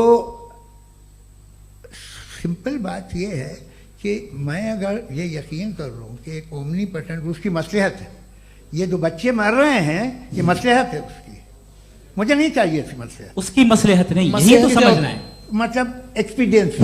अच्छा, इस आपने अभी मेरी बात पूरी सुनी नहीं। मैंने कहा आपका पूरा आर्ग्यूमेंट दो फॉल्स असम्पशंस पर है। एक फॉल्स असम्पशन मैंने बता दिया, दूसरा फॉल्स असम्पशन ये है कि इस दुनिया में इविल के होने का कोई गुड रीजन नहीं है, जबकि हमारे पास बाज रीजंस मौजूद हैं, हमारे पास बाज वजूहात मौजूद हैं। अगर इस दुनिया में इविल ना हो तो आप गुड को डिफाइन कैसे करेंगे? अगर जुल्म ना हो आप इंसाफ को समझेंगे कैसे? अगर तारीकी ना हो तो आप लाइट को समझेंगे कैसे? बहुत अच्छे। अभी और सुन लें, अभी और बाकी है। ये तो बात बहुत पसंद आई साहब मुझे, कि जब तक रेप ना हो तब तक औरतों की इज्जत का ख्याल आपने मेरा जवाब पूरा सुना ही नहीं। जब तक के बच्चों का कत्ल ना किया जाए तब तक आपको बच्चों की मासूमियत की इज्जत। आपने पूरा जवाब सुना ही नहीं। क्या बात है, क्या आपने नुक्ता निकाला? आपने पूरा जवाब सुना ही नहीं। आप सुन लें, मेरी बात सुन लें। ये मैंने आपको एक चीज बताई। दूसरी चीज, इस दुनिया में हम आए हैं टेस्ट के लिए, हमारा टेस्ट हो रहा है और हर इंसान का अलग अलग अंदाज में टेस्ट होता है। और इस दुनिया में अगर इविल मौजूद है तो वो इविल जरिया है हमारे अंदर ह्यूमन नोबल क्वालिटीज को डेवलप करने का और अलग अलग फील्ड में प्रोग्रेस करने का। और अगर हमारे अंदर और इस दुनिया में इविल नहीं होता तो बताइए टेस्ट का मतलब क्या होता? अगर मैं अपने स्टूडेंट को एमसीक्यूज दूं और उसमें सिर्फ राइट आंसर लिख कर दे दूं और कहूं तुम्हारा टेस्ट हो गया, ये मीनिंगलेस है। इस दुनिया में अगर हम टेस्ट के लिए आए हैं तो जाहिर है गुड एंड इविल दोनों मौजूद है। तो अगर गुड एंड इविल दोनों मौजूद है तो ये इविल भी खुदा का बनाया हुआ है? जी हाँ, खुदा का बनाया हुआ है। लेकिन अच्छा, चलो अच्छी बात। जी बिल्कुल, तो बिल्कुल खुदा ने बनाया। अभी तो ये है कि जो मेजॉरिटी है दुनिया में वो इविल है, तो ये खुदा एक्चुअली इविल के साइड पे लग रहा है मुझे। बिल्कुल भी नहीं, मैं बता मेजॉरिटी में तो वो है। क्या बात कर रहे हैं भाई आप? मैं बहुत कोई भी जो मुंसिफ होगा, चाहे आपका अपना घर हो जिसके आप सबसे बड़े हैं, चाहे आपकी ऑर्गेनाइजेशन हो जो आप चलाते हैं, वहां पर आप इविल रखेंगे साबित करने को कि बाकी लोग शरीफ हैं? मेरी बात सुनिए, क्या ये आर्ग्यूमेंट ही गलत है? अगर कि जब तक के कोई इविल नहीं होगा तब तक के शरीफ आदमी शरीफ नहीं लगेगा। अगर एग्जामिनर गलत ऑप्शन दे रहा है तो एग्जामिनर इविल नहीं हो गया, जो गलत ऑप्शन को सेलेक्ट कर रहा है वो फेल होगा। क्रिएटर ने इविल को बनाया है लेकिन वो इविल नहीं है। अच्छा सुनिए मेरी बात, लेट मी कंप्लीट सर। जी जी। क्रिएटर ने इविल को बनाया है टेस्ट के लिए, वो इविल नहीं है। इविल वो होगा जो उसे इख्तियार करेगा। छुरी को बनाने वाला गलत नहीं होता है, छुरी का गलत इस्तेमाल करने वाला गलत होता है। रेप को कैसे गलत इस्तेमाल करते हैं? रेप इंसान के फ्री विल का नतीजा है। ये रेप कैसे गलत इस्तेमाल होता है? ये मुझे अब सुन लें, अब सुन लें। गलत इस्तेमाल होता है। हाँ मैं बता रहा हूँ ना, कैसे गलत? मैं बता रहा हूँ कि जो इविल इस दुनिया में मौजूद है उसके कई सारे तरीके हैं। एक तरीका इंसान का अपना फ्री विल है। अब अगर कोई रेपिस्ट रेप कर रहा है तो इसका गॉड का कसूर नहीं है, वो अपने फ्री विल का गलत इस्तेमाल कर रहा है, उसको सजा मिलनी चाहिए। अच्छा, और उसी के लिए जहन्नम बनाई गई है। ये फ्री विल का भी बड़ा चक्कर। आप जब कोई बुरा काम करते हैं या कोई बुराई होती है तो ये कहा जाता है कि ये फ्री विल है। 7 billion free wills are moving on this planet. 7 billion free will. और एक आदमी अपनी फ्री विल से मुझे कत्ल कर दे तो मैं खुदा की मर्जी से मरा हूं कि इसकी फ्री विल की वजह से? मेरी मौत खुदा के हाथ है या ये फ्री विल वाले के हाथ है? खुदा ने फ्री विल का निजाम बनाया है और उस निजाम का गलत इस्तेमाल करके कोई आपको मार रहा है, इस्तेमाल करके मेरा कत्ल कर देता है। अब मेरी मौत का जिम्मेदार कौन है? वो इंसान जिम्मेदार है। वो इंसान जी। तो ये कहना कि और उसको सजा मिलेगी।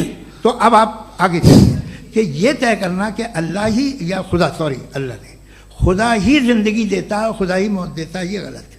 बिल्कुल गलत नहीं है। हाँ, नहीं, निजाम उसी ने बनाया फ्री विल का, निजाम मौत और हयात का उसी ने बनाया। You are contradicting yourself. अभी आपने कहा कि एक आदमी ने फ्री विल से आपको मार दिया, इसमें उसे फ्री विल दी गई थी, उसने गलत इस्तेमाल किया। 7 billion free wills are moving on this planet, और आप चाह रहे हैं कि मैं सिर्फ खुदा का ध्यान करूं। ये 7 बिलियन फ्री विल्स को मुझे लुक आफ्टर करना पड़ेगा कि नहीं? ये तो तबाहियां कर रही हैं और तबाहियां ज्यादा हो रही हैं। बिल्कुल। तो अगर आप बताएं अगर खुदा नहीं है फॉर एग्जाम्पल, तो आप इविल को कैसे डिसाइड करेंगे? यानी how can you define evil objectively without God? देखिए, दुनिया में 2 तरह के जानवर हैं, एक जो अकेले रहते हैं जंगल में और एक जो ग्रुप्स में रहते हैं। ग्रुप में जो भी रहेगा, चाहे वो आपका फाउंडेशन हो, चाहे कोई क्लब हो, चाहे कोई पॉलिटिकल पार्टी हो, चाहे कोई यूनिट हो, उसमें आपको इंटरैक्ट करने के रूल बनाने पड़ेंगे। यानी लोग तय करेंगे। लोग तय करेंगे। अगर लोगों ने ये तय किया कि किसी का रेप करना सही है, आप जस्टिफाई करेंगे? नहीं, आपका फाउंडेशन तो ये हो गया ना कि लोग ही विल डिसाइड करेंगे। नहीं, अरे दुनिया में ऐसे ग्रुप्स हैं जो रेप को जायज मानते हैं सर्टेन हालात में। मैं डिटेल में नहीं जानूंगा, आप भी जानते हैं। ये जो आईसिस वाले थे, इन्होंने क्या किया था, तो उन्होंने क्या किया उसका खुदा से कोई ताल्लुक नहीं है सर। मैंने सिंपल सवाल किया कि इविल को आप डिफाइन करते कैसे हैं? आइए वापस आइए जी। आप साथ में तभी रह सकते हैं जब कुछ आप ऐसे उसूल डेवलप करें जिसमें हर एक का बेसिक तहफ़्फ़ुज़, हर एक का बेसिक राइट हो और हर एक को कोई आराम मिले। यही तरीका है किसी भी ऑर्गेनाइजेशन जिसमें एक से ज़्यादा लोग हैं और वो ऐसे चलती है ज़िंदगी। उसमें अगर आप गड़बड़ करेंगे तो तबाही होगी, नुकसान होगा, बर्बादियाँ आएंगी। और अगर उसमें आप घर ले लीजिए ना, एक हस्बैंड है, एक वाइफ है, बच्चे हैं, वालदा भी हैं, 2 बहनें भी हैं, एक भाई भी है। अब इसमें कोई निज़ाम आपको चाहिए साथ में रहने का, और एक दूसरे पे भरोसा रहे, एक दूसरे के बहीख्वाह हों, एक दूसरे की मदद करें, ऐसी जिंदगी। सर आपकी बात आ गई। आप ये कह रहे हैं कि लोग डिसाइड करेंगे क्या सही है क्या गलत है, यही है? मेजॉरिटी डिसाइड करेगी क्या सही है क्या गलत है? अरे भाई बिल्कुल। मेजॉरिटी अगर ये कहे कि नाजी जर्मनी के साथ जिस तरह मेजॉरिटी थी कि जेनोसाइड करना सही, आप जस्टिफाई करेंगे? उस वक्त आपका ये सवाल सिर्फ उसके बाद क्लोजिंग। हाँ, उस वक्त प्लेनेट पे जो लोग थे, उनमें कितने लोग हिटलर को सही समझते? अच्छा, प्लेनेट की मेजॉरिटी तय करेगी, सोसाइटी की नहीं। प्लेनेट की मेजॉरिटी गॉड के एग्जिस्टेंस को सही मानती है, आप क्यों नहीं मानते?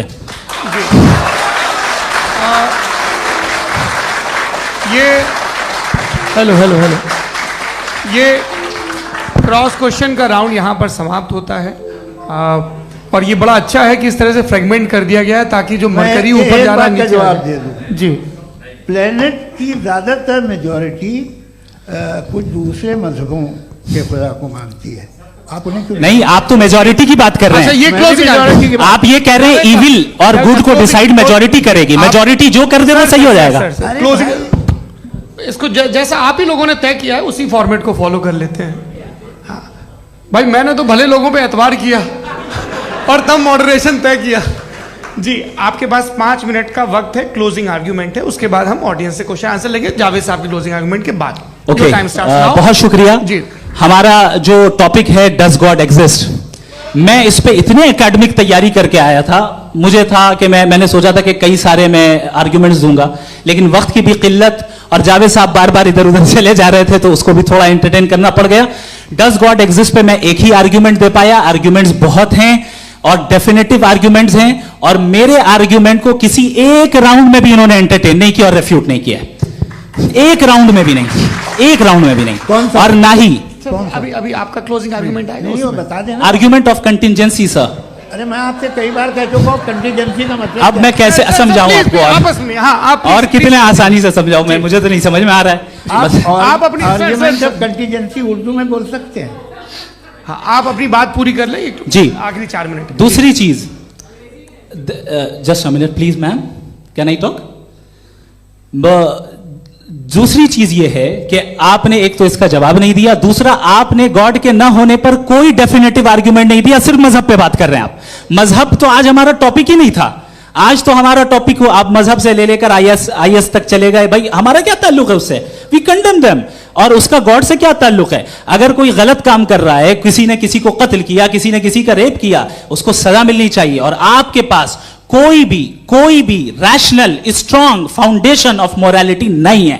आपने कहा कि मेजॉरिटी तय करेगी सोसाइटी की, वो सही होगा। मैंने कहा हिटलर को फिर आप सही कहेंगे, नहीं, प्लैनेट की सोसाइटी की मेजॉरिटी तय करेगी। तो प्लैनेट की मेजॉरिटी गॉड के एग्जिस्टेंस को मानती है, आप कह रहे हैं ये रिलीजियस है। तो यानी आपके पास कोई स्ट्रॉन्ग फाउंडेशन नहीं है ऑब्जेक्टिव मोरालिटी का। ऑब्जेक्टिव मोरालिटी का अगर कोई फाउंडेशन है तो वो सिर्फ गॉड है, गॉड है, गॉड है। थैंक यू जी। ये मुफ्ती शमाइल नदवी साहब का क्लोजिंग आर्ग्यूमेंट था। अब हमारे पास जी ये बड़ा अच्छा है कि दोनों लोगों को मॉडरेटर से शिकायत भी और बोल रहे भाई हमारी शाबाशी भी तो करते चलो। अब मेरी बात जी, आपके पास जावेद अख्तर साहब 5 मिनट का वक्त है। ये आपका क्लोजिंग आर्ग्यूमेंट है, टाइम रीसेट कर दें जी।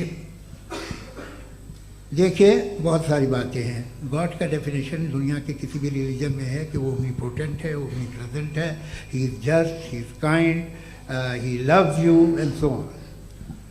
मैं जब दुनिया देखता हूँ तो मुझे कोई ऐसा सुप्रीम पावर यहाँ दिखाई नहीं देती है जो इंसान की बहबूदी के लिए कुछ कर रही हो, कमज़ोर को बचा रही हो, मदद कर रही हो, जालिम को पीछे हटा रही हो। मैं नहीं देखा, तारीख़ में नहीं। एक तो अगर है और ये देख रहा है तमाशा, तो उसका होना न होना बराबर है। दोयम ये कि ये जो है, जब आप ये कहते हैं कि कायनात जिसकी कंटीजेंसी है, मैं देखिए वो लफ्ज़ इस्तेमाल किया मैं, तो ये कैसे हो सकती है भाई? और फौरन आप सरेंडर कर देते हैं कि जाहिर है कि इसका बनाने वाला तो इससे 10,000 गुना ज़्यादा कॉम्प्लिकेटेड होगा। उस पर आपके होने पे कोई इतराज़ नहीं है। उसे वो टाइमलेस है, वो पहले से था, टाइम तो बहुत बाद में आया। ये सब आप मानने को तैयार है जिसका आपके पास कोई सबूत नहीं, आपके पास कोई रीज़न नहीं। आपकी तारीख क्या है मजहबों की? बिलीफ की, जो खुदाओं का बिलीफ है, ये कॉन्स्टेंटली गलत साबित होता रहा है। मतलब आप कहें कि अरिस्टोटल के ज़माने में तो सब जाहिल थे, वो भी इतने ही यकीन से खुदा पे यकीन रखते थे, जो अब नहीं रहा। ये भी नहीं रहेगा, आप लिख लीजिए। और इसके आसार आपको दुनिया में दिखाई देना शुरू हो चुके हैं। ये बहस क्या आज से 100 साल पहले इस तरह हो सकती थी? यहाँ तक तो आपको हम ले आए हैं। तो सर अरे इनको मदद की जरूरत नहीं भाई, ये सेल्फ सफिशिएंट आदमी है, आप क्यों इनकी मदद कर रहे हैं? Sir please. तो ये जो है तमाम बातें अपनी जगह हैं। ये एक पैकेज है। आप अकेले, कोई आदमी ऐसा नहीं जो सिर्फ गॉड को मानता हो, उसके साथ बहुत पैराफर्नेलिया आता है, अलग अलग पैराफर्नेलियाज आते हैं। They have always created chaos in the society. मैं तो आपको सीधा ऑफर देता हूँ कि दुनिया में 10 इम्पॉर्टेंट बिलीव्स हैं। आप एक मानते हैं, 9 नहीं मानते, 9 में आप एथियस्ट हैं, 9 को आप बिल्कुल रीजनेबली मेरी तरह देखते हैं। तो 90 मजहबी आदमी भी 90% एथियस्ट है। वो दूसरे खुदा नहीं मानता, एक खुदा मानता है, अपना वाला, बाकियों को कहता है गलत है। अगर आप मानना ही बंद कर दे तो आपका 10% चांस है कि आप सही हैं और 90% चांस है कि आप गलत हैं। मेरा मशवरा है, आप मानना छोड़ दिए तो 50% चांस होगा कि आप सही हैं और 50% चांस होगा, 40% आप गेन करेंगे बाय बिकमिंग एथियस्ट।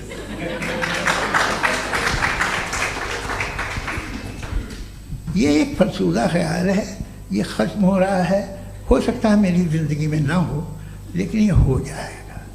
जो बातें ये इनको आप मेटाफिजिकल, ये वो ऐसे रिस्पेक्टेबल टर्म दे दिए, ये तो उन लोग के हैं जिन्हें ना फिजिक्स मालूम थी ना मेटा मालूम था, ये उन्होंने आपको दिए हैं।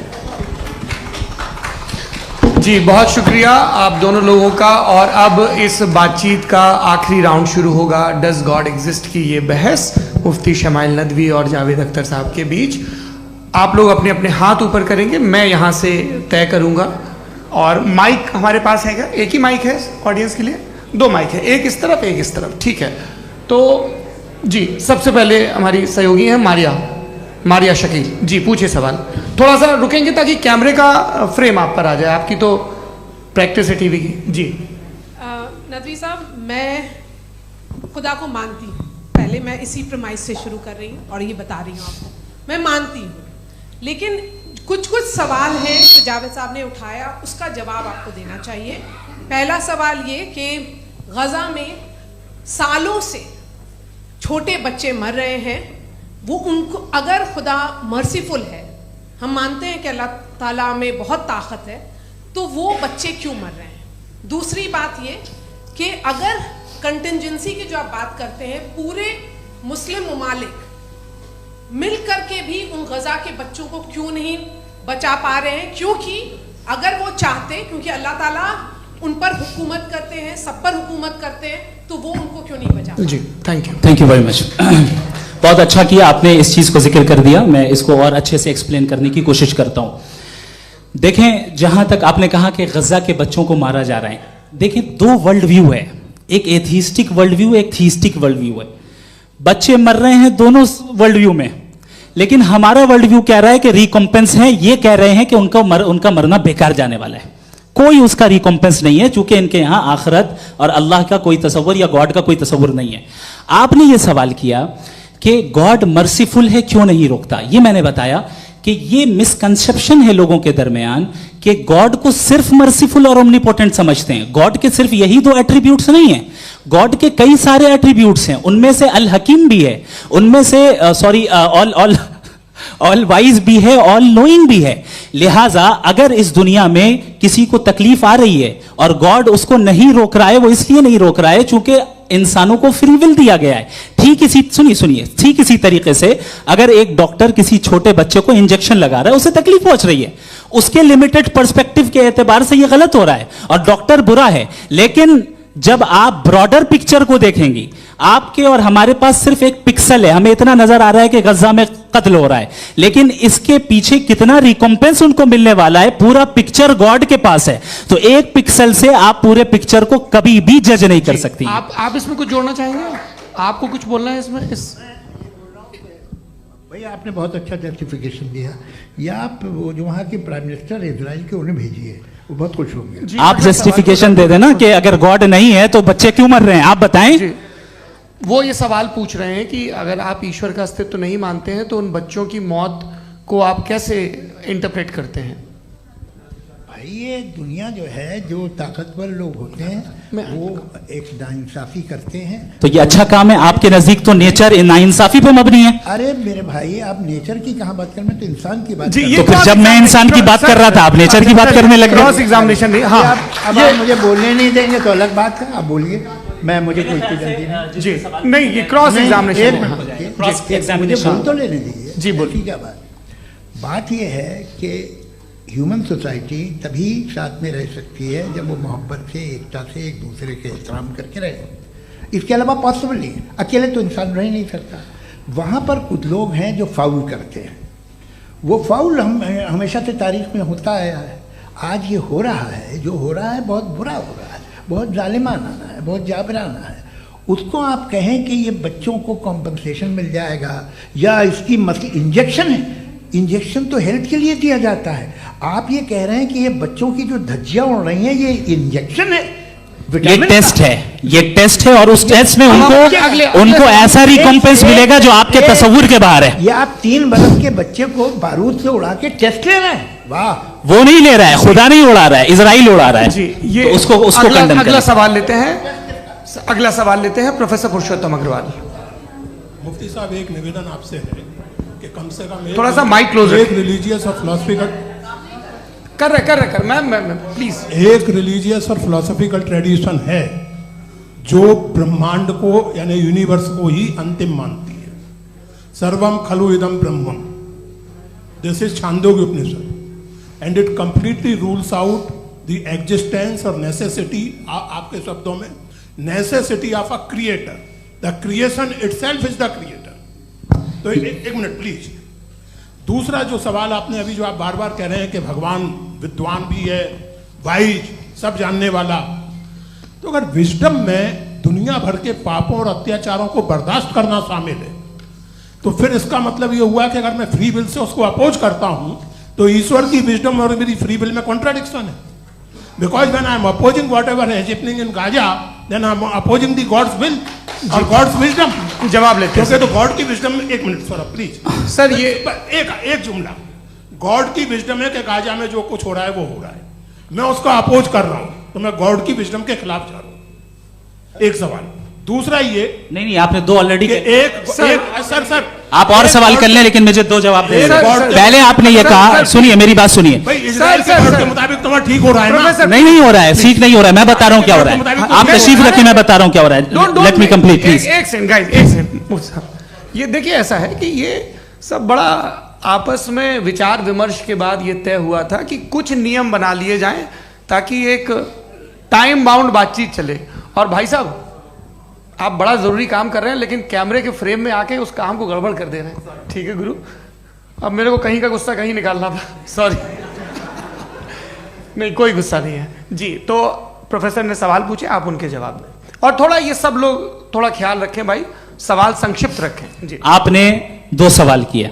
सबसे पहला ये कहा कि हमारे पास ये कॉन्सेप्ट है कि ये यूनिवर्स खुद नेसेसरी बीइंग है, creation itself is the creator. How irrational is this कि मैं एग्जिस्ट करूंगा बाद में, लेकिन अभी एग्जिस्ट कर भी रहा हूं, यानी एक ही टाइम में एग्जिस्ट भी कर रहे हैं, नहीं भी कर रहे हैं। This is not true. दूसरी चीज आपने कहा कि अगर इजराइल में, सॉरी माफ कीजिएगा, Israel doesn't exist, occupied Palestine में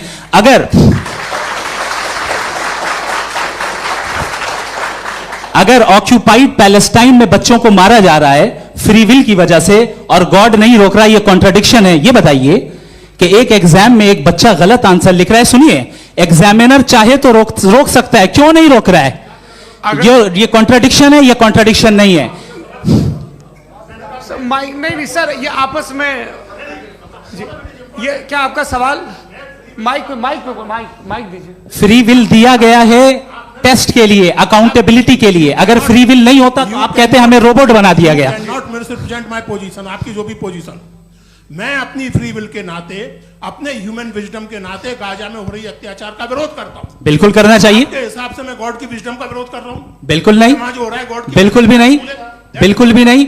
उसका वहां पर गाजा में कत्ल होना ये इंसानों के गलत इस्तेमाल का नतीजा है, फ्री विल के इस्तेमाल का नतीजा है। गॉड इसका हुक्म नहीं देता, उससे रोकता है। यही तो मसला है ना, आपके लिए कॉन्सेप्ट क्लियर नहीं नहीं भाई, आपने तो बताया था इंजेक्शन लगाने से बच्चे को तकलीफ होती है, ये इंजेक्शन लगा। सर आप ऐसे रेटोरिक स्टेटमेंट दे तब तो कोई मसला नहीं समझते रहेंगे। This is a rhetoric statement, this is not a logical argument sir. I am sorry, I am sorry. आखिरी 30 मिनट बड़े मुश्किल होने वाले हैं जी। मुफ्ती साहब आगे बैठे हैं, इनको माइक दीजिए।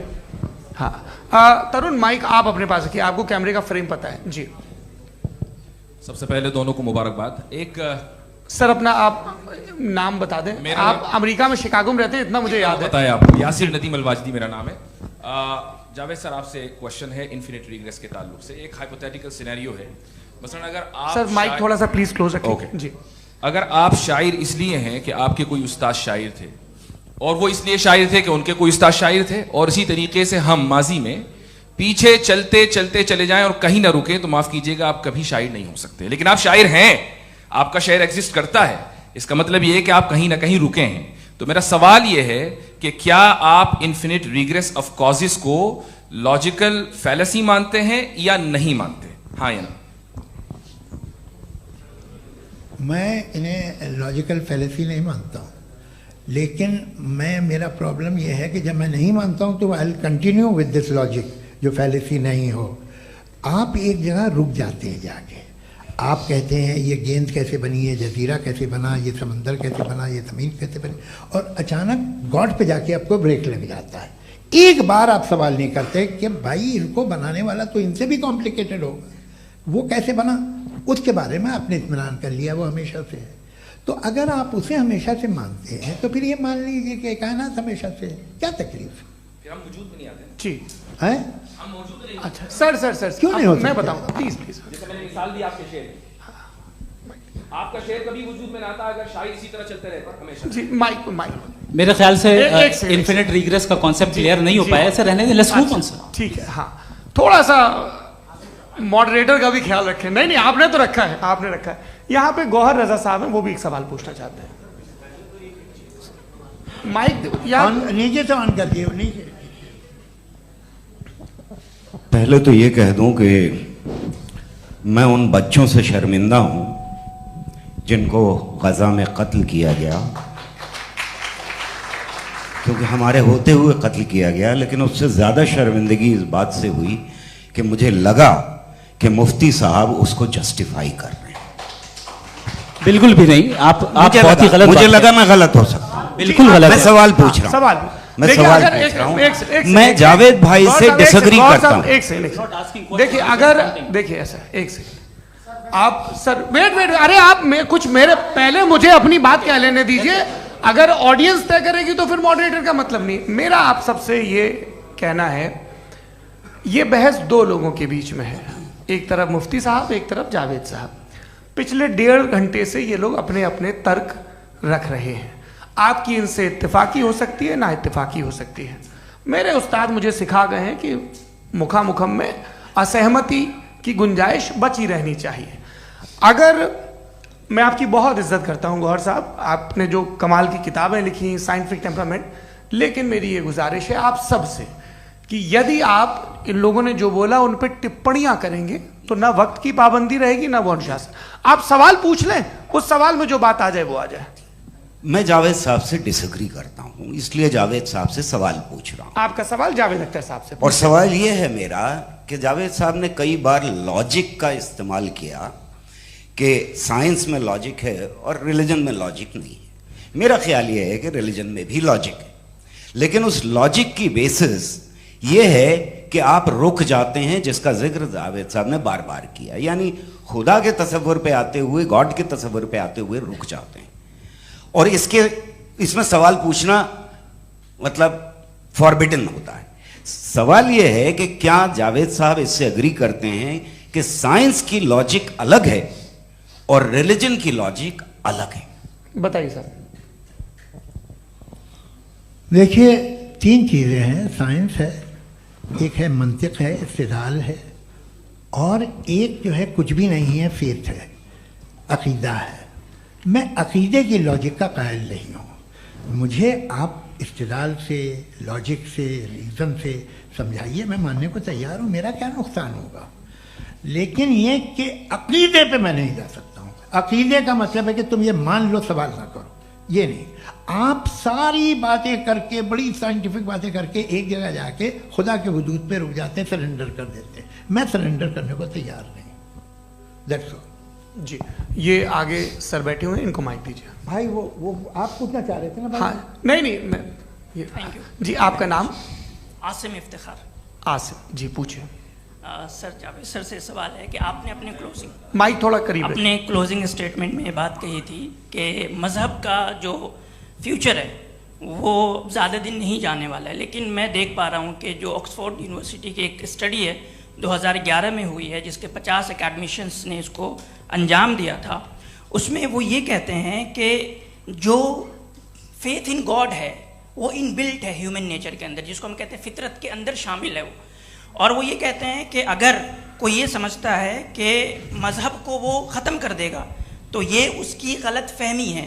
तो आप इसके बारे में, इस स्टडीज़ के बारे में क्या कहते हैं? ठीक है, मैं उनसे एग्री नहीं करता हूँ। वो कौन से प्रोफेसर होंगे, ऐसा उनके क्या पास डेटा है, इन्होंने डेटा के बेस होगा। डेटा क्या हो सकता है? फ्यूचर का डेटा तो नहीं हो सकता ना उनके पास, प्रेजेंट का डेटा हो सकता है। डेटा आपने सुना 100 साल पहले का बाद का डेटा? मैंने तो नहीं सुना आज तक। तो आज उनकी ये राय है और होगी राय, ठीक है। दुनिया में तरह तरह की राय है लोग, लेकिन मैं समझता हूँ कि वक्त के साथ इंसान ज़्यादा से ज़्यादा रीजनेबल और लॉजिकल होता जा रहा है। आज आप देखिए वेस्टर्न यूरोप में क्या परसेंटेज है नॉन बिलीवर्स की, बहुत हाई। वहाँ चर्च खाली पड़े होते हैं। तो अल्टीमेटली तो इंसान कोई ऐसी बात बहुत अरसे तक नहीं मान सकेगा, चाहे गलत या सही, जो उसे, उसके दिमाग को, उसके जहन को, उसकी लॉजिक को अपील न करे। वो कह रहे हैं तो ऑक्सफोर्ड के होंगे तो कैम्ब्रिज के होंगे, तो मुझे क्या लेना देना। उनका डेटा मुस्तकबिल का नहीं हो सकता है। जी दीपक, हाँ पूछिए। मैं आऊँगा अभी, पीछे की साइड भी आऊँगा, माइक वहीं भेजूंगा 2-3 साल के लिए। जी जावेद साहब, आपसे सवाल है। नमस्ते। अरे भाई सर, अगर आप ही लोग को तय करना है तो फिर 200 लोग तय कर लें। ये एक साथ नहीं sir, please don't do this sir. Everybody has a right sir, but we can only take selected questions. No sir, ये यंग लोग भी हैं तो इनकी ये अब उतने यंग, सुनिए। भाई आप यंग हैं कि नहीं हैं? वो कह रहे हैं आएंगे, वो भी अभी यंग हैं पूछ रहे हैं ना साहब, भाई। आप उनकी नौजवानी पर दावा उनको ही करने थे। हाँ मुफ्ती साहब आप यंग, हाँ पूछे। अरे भैया सर मेरा सवाल ये है, कुछ इनसे भी तो पूछो। जी नहीं, बस आपसे एक सवाल है। जैसे थीस्टों के पास अपने जो ईश्वर को मानते हैं उनके पास अपने सोशल गेट टुगेदर्स हैं। 5 रोज़ आज क्रिसमस आने वाला है, होली है, दिवाली है, ईद है। एथिस्ट क्या ऑफर कर रहे हैं? मतलब मैं इनकी दुकान से बोलूं मैं आना चाहता हूं उस तरफ, पर मैं अट्रैक्ट नहीं हो पा रहा हूं। मैं सोशल गेट टुगेदर्स क्या है आपके पास? वो ये कह रहे हैं कि जो धार्मिक लोग हैं, अलग अलग धर्म के लोग, उनके उत्सव त्योहार कॉन्ग्रेगेशन बहुत हैं। अब आपको मैं एक सुनाता हूँ, यहाँ हिस्टोरियन भी बैठे हैं। मृदुला जी आप बताइएगा सही है क्या? ये एक कॉन्स्टेंटाइन, एक ग्रीक रोमन बादशाह था जो क्रिश्चियनिटी आने के 400 साल बाद उसने डिसाइड किया कि मैं क्रिश्चियन हो जाऊंगा, मेरी पूरी स्टेट कैंसिल हो जाएगी। उस ज़माने में ऐसे ही होता था, राजा जो धर्म इख्तियार करता था वो जनता भी कर लेती थी। इसलिए कि वो हो गया था बैंकक्रप्ट, और उसे जो मेडिटेरियन कोस्ट के रिच क्रिश्चियन वो थे मर्चेंट, उससे पैसा चाहिए था। तो उसने कहा यार क्रिश्चियन हो जाओ। तो उसने अपने वजीर से कहा कि भाई ये हिस्ट्री है कि अब हम लोग क्रिश्चियन हो जाते हैं। पहले सर हो जाएंगे, कोई प्रॉब्लम नहीं है, लेकिन एक प्रॉब्लम ये है कि 17 दिसंबर से 25 दिसंबर तक जो पेगन फेस्टिवल होता, जो पेगन स्टेबल हो, जो फेस्टिवल होता है वो बंद हो जाएगा, इसलिए कि हम क्रिश्चियन हो गए तो होगा नहीं। तो वो बच्चों को बहुत बुरा लगेगा, पब्लिक को बहुत इंजॉय करते हैं, खासतौर से 25 को मेन डे। उसने कहा हाँ ये तो सही कह रहे हो, ये जीसस क्राइस्ट की पैदाइश कब थी? कहते साहब वो अप्रैल में थी। नहीं कट करो, वो 25 दिसंबर को है। यह हकीकत है जी। और 400 साल बाद क्रिश्चियनिटी के अप्रैल से दिसंबर ले आए, और इसलिए कि यहाँ पेगन फेस्टिवल होता था। अब मनाते हैं आप आराम से। ये जो सारे फेस्टिवल हैं ये रिलीजन से, हर एक को एक इंटरटेनमेंट डिपार्टमेंट चाहिए होता है अपनी कंपनी चलाने के लिए। तो ये रिलीजन ने, ये सेकुलर त्यौहार थे जिन्हें रिलीजन्स ने ले लिया है। ये मौसम के थे, फसलों के थे, किसानों के थे, उसको आपने लेके रिलीजियस रंग दे दिया। ये कोई रिलीजन से थोड़ी आए आप। अच्छा हमें देखिए, हम तो मुल्द हैं, हम ईद मनाते हैं, हम दिवाली मनाते हैं, हम होली मनाते हैं, हम क्रिसमस मनाते हैं। बम्बई की फिल्म इंडस्ट्री की सबसे बड़ी होली हमारे घर में, सबसे बड़ी ईद हमारे घर में। वो हमारे सोशल वो है, हमारे हेरिटेज है। ऐसा थोड़ी है कि we will throw the baby along with the water. ये तो अच्छी चीज़ है, इन्हें रखो, जो बेकार है फेंक दो। जी हाँ हेलो जी, मेरा सवाल नादवी जी से है। जैसा कि आपने बोला कि गॉड टाइम के भी परे हैं, और गॉड इतनी कॉम्प्लेक्स चीज़ है कि उसे ह्यूमन माइंड समझ नहीं सकता, और गॉड ने अर्थ पे फ्री विल भी दे दी है। तो आप अपना वक्त ज़ाया क्यों कर रहे हैं गॉड के बारे में बात करके? अपन को तो बात करनी चाहिए कि सोसाइटी को बेहतर कैसे करें। जी, मैं गॉड वही बताता है सोसाइटी को कैसे बेहतर करे। अभी मैं आपका जवाब देता हूँ। आपने कहा कि टाइम पे वो एग्जिस्ट नहीं करता, मेरा सवाल ये है कि जैसा आपने बोला कि गॉड बहुत ही कॉम्प्लेक्स चीज है। मैंने कहा ही नहीं कि कॉम्प्लेक्स है, तो आपके अल्फाज हैं। कॉम्प्लेक्स का लफ्ज गॉड के लिए सुइटेबल नहीं है। क्यों? क्योंकि कॉम्प्लेक्स वो चीजें होती हैं जो ऑब्जेक्ट हो। God is not an object जिसको आप इंस्ट्रूमेंट के जरिए लेबोरेटरी में जाके टेस्ट करें, oh it's very complex. No, वो कोई कार का इंजन नहीं है। वो फिलोसॉफिकली नेसेसरी बीइंग ऐसी बीइंग है जो सिंपल बीइंग है। हाँ, आप उसको मुकम्मल तौर पे उसकी तमाम हिकमतों को जान ले और हर चीज को जान ले, ये पॉसिबल नहीं है, क्योंकि वो ऑल वाइज है, आप ऑल वाइज नहीं है, और वो खुदा है, वो आपको सारी चीजें बता दे, ये जरूरी नहीं। मेरा सवाल ये नहीं था, मेरा सवाल ये था कि जब गॉड इतना परे है इस दुनिया से कि उसने अर्थ पे फ्री विल भी दी है, हम सब ह्यूमंस की फ्री विल है, और जो सोसाइटी में हो रहा है वो अपन लोग डिसाइड करेंगे, तो अपन लोग डिसाइड नहीं करेंगे ना, अपन लोग डिसाइड नहीं करेंगे। गॉड जो है, गॉड ने वो उसकी जात, उसकी एग्जिस्टेंस टाइम एंड स्पेस से परे है। लेकिन वो हमारा टेस्ट ले रहा है और उसी गॉड ने हमें बताया कि तुम्हें क्या करना है क्या नहीं करना है, तो जाहिर उस गॉड की बात सुनेंगे ना हम। जी, वो पीछे एक चश्मा लगाए जो मैम खड़ी हैं उनको दीजिए। हाँ आप जी जी बिल्कुल आएंगे। देखिए मैं कोशिश कर रहा हूँ सब तरफ जाने की। हाँ उनको दीजिए माइक जी। हेलो सर, मैं ओमनी प्रेजेंट नहीं हूँ, टाइम पाबंद हूँ और जहां तक कोशिश कर सकता हूँ करूंगा। जी अपना नाम बताइए। मेरा नाम उर्सुला है, मैं दिल्ली यूनिवर्सिटी की एक स्टूडेंट हूँ और मैं स्टूडेंट फेडरेशन ऑफ इंडिया से हूँ। मेरा सवाल मुफ्ती जी से है कि इस हॉल के इस कमरे में बैठ के हम लोग रेप की मोरालिटी के बारे में फिलोसफिकली बात तो कर सकते हैं, बट असलियत ये है कि रोजमर्रा की जिंदगी में औरतें रेप के थ्रू गुजरती हैं और हम लोग सिर्फ नंबर्स पे इस तरह नहीं देख सकते, क्योंकि कितनी औरतें हैं इन कंट्रीज में जहां पे आप बता रहे हैं कि केसेस कम हैं जिनका एक्सेस है कि वो जाके केस फाइल कर सकें। कितनी औरतें हैं जो जिनको काम करने की आज़ादी है उन कंट्रीज में। यूरोप में ये आज़ादी आ गई, यूरोप में ये रूल्स आ गए, तो हम आज उसके बारे में बात कर पा रहे हैं। जी जवाब। आपने ये कहा कि कमरे में बंद होकर हम लोग इस पर फिलोसफिकली बात कर सकते हैं, लेकिन हकीकत में क्या हो रहा है, वो ग्राउंड लेवल पे क्या हो रहा है जो बहुत गलत हो रहा है और वो सफर कर रही हैं। आई अग्री, बहुत गलत हो रहा है और जो गलत हो रहा है उसको हमें रोकना है। और क्यों रोकना है, वो गलत क्यों है, हमारे पास इसका ऑब्जेक्टिव फाउंडेशन है, इनके पास उसका ऑब्जेक्टिव फाउंडेशन नहीं है। मैं ये कहना चाह रहा हूं कि जहां पे भी जुल्म हो रहा है, जहां पे भी औरत पे जुल्म हो रहा है या उसकी इज्जत लूटी जा रही है या उसे तकलीफ पहुंचाई जा रही है, और सिर्फ औरत नहीं किसी इंसान के ऊपर भी जुल्म हो रहा है, तो उसके खिलाफ खड़ा होना, ये मोरालिटी हमारे पास गॉड के पास से आई है। वरना जावेद साहब तो कह रहे हैं कि जो है मेजॉरिटी डिसाइड करेगी, तो मेजॉरिटी तो कभी भी बदल सकती है। क्या आप हाँ। ये थोड़ी सी आपको गलतफहमी है। मैं अगर मेरे जुमले से ये मदना निकला या मैंने कहा तो ये जुमला मैं वापस लेता हूँ। ये मेरा मतलब ही नहीं था कि मेजॉरिटी डिसाइड करेगी। मेजॉरिटी डिसाइड करे तो दुनिया में बड़ी, वैसे आपने कहा था ये जुमला, अच्छा हो सकता है, मैं मान रहा हूँ, बाद में रिकैप कर लेंगे। अरे एक सेकंड मैं अपनी एक्सप्लेनेशन देता हूँ। मुनासिब बात यह है कि हम सब के सब दिल में जानते हैं कि क्या अच्छा है क्या बुरा है, हमें पता है अच्छी तरह से। जो लोग बुरे काम करते हैं उन्हें भी मालूम अच्छा क्या है। यही तो सवाल था हजरत कि फिर ये मोरालिटी आई कहां से? Cross examination. हाँ जी हाँ। मोरालिटी साथ रहने की डिजायर से आई है, यानी साथ रहकर जो कुछ कह दे जो कुछ कर दे वो हो जाएगा? नहीं नहीं, तो आप कायदे से रह ही कर सकते हैं जब तक लोगों में मोरालिटी हो, वरना क्यास हो जाएगा। ये आपको कैसे पता? जी हमने देखा ना, जहां मोरालिटी का क्यास हो गया, हम देखते हैं। कहां पे देखते भाई? दुनिया में। आप जो कह रहे हैं, आप कहीं पे अगर गलत हो रहा है इस बहस तो के उसको बाद आप देखिए, आप एपिस्टेमोलॉजी की बात कर रहे हैं, मैं ओंटोलॉजी की बात कर रहा हूं। मैं इस बहस के बाद आप दोनों लोगों को चाय पे होस्ट करूंगा, वहां पे क्रॉस एग्जामिनेशन कर लीजिएगा। अभी ऑडियंस का हक मार रहे हैं आप लोग भाई, सर जस्ट लोग हैं आप लोग। और ये भाई ये हाँ उधर आएंगे, जी सर आएंगे। अच्छा सर मेरा नाम लईकुर रहमान है और मैं अलीगढ़ मुस्लिम यूनिवर्सिटी का स्टूडेंट हूँ।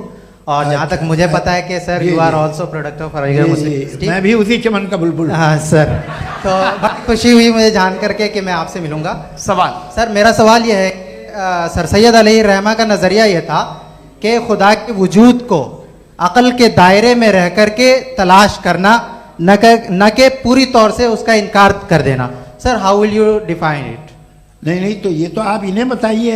ये सवाल आपसे खुदा का वजूद साबित कर रहे हैं तो सर आपने इनकार कर रखा है, इस वजह से मेरा क्वेश्चन। उन्होंने यही सर से एक सेकंड, सर सैयद ने यही कहा ना कि अक्ल से आप खुदा के वजूद को साबित नहीं कर सकते, यही कहा ना भाई। वो उन्होंने कहा कर सकते हैं और वो कर दिया गया आज। वो फोन तलाश करना या साबित करना अक्ल से अक्ल से नहीं हो सकता। अरे सवाल तो सुन लीजिए जी। अक्ल से नहीं हो सकता है, यही कहा ना आपने। अक्ल से हो सकता है। अरे वो यही कह रहे हैं भाई, आप बता रहे हो सकता है, वो तो कुछ और। आप अगर सर देखो नौजवान फोन ले लो, वो इतनी कमाल की यूनिवर्सिटी है। अरे भाई दे दो जरा, एक मिनट दे दो भाई, मेरी बात सुनो, माइक पे बोलो ताकि जो लाखों लोग देख रहे हैं। माइक दे दो ना। अरे देंगे ना माइक, तुम ठहरो तो। हाँ सर, मेरा सवाल ये था कि सर सैयद अलैहिर्रहमा का एक नजरिया था अपना कि खुदा का जो वजूद है उसको अकल के दायरे में रह करके तलाश करना है, न कि पूरे तौर से इनकार कर देना है। ये उनका कॉन्सेप्ट था।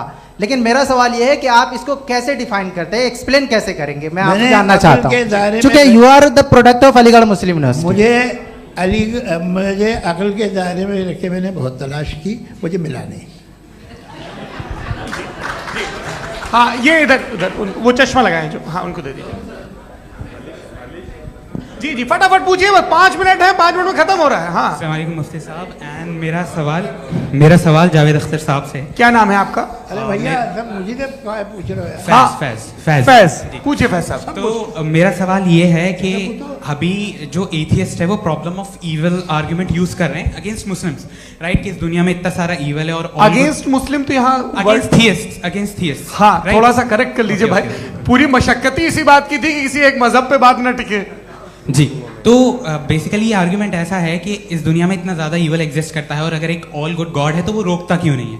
लेकिन इस सवाल में एक हिडन अजम्पशन ये है कि इस दुनिया में इविल एग्जिस्ट करता है। अब एथियस्ट ये कैसे ऑन्टोलॉजिकली प्रूव कर सकते हैं कि इस दुनिया में इविल एग्जिस्ट करता है? मैं आपको बताता हूँ, थोड़ा सा समझा। नहीं सर, हम लोग इनको सुनने आए। नहीं please don't do that. I want to explain ontologically. नहीं हम समझ गए सर, इनको अब जवाब देने दीजिए। अच्छा सवाल पूछ लो। मैं अभी तक क्या था वो मैं थोड़ा सा ऐड ऑन कर लेता हूँ। तुम गुरु, तो हम जब इसका राउंड 13 करेंगे ना तब तुमको स्टेज पे बिठाएंगे। जी तो हाँ जल्दी से।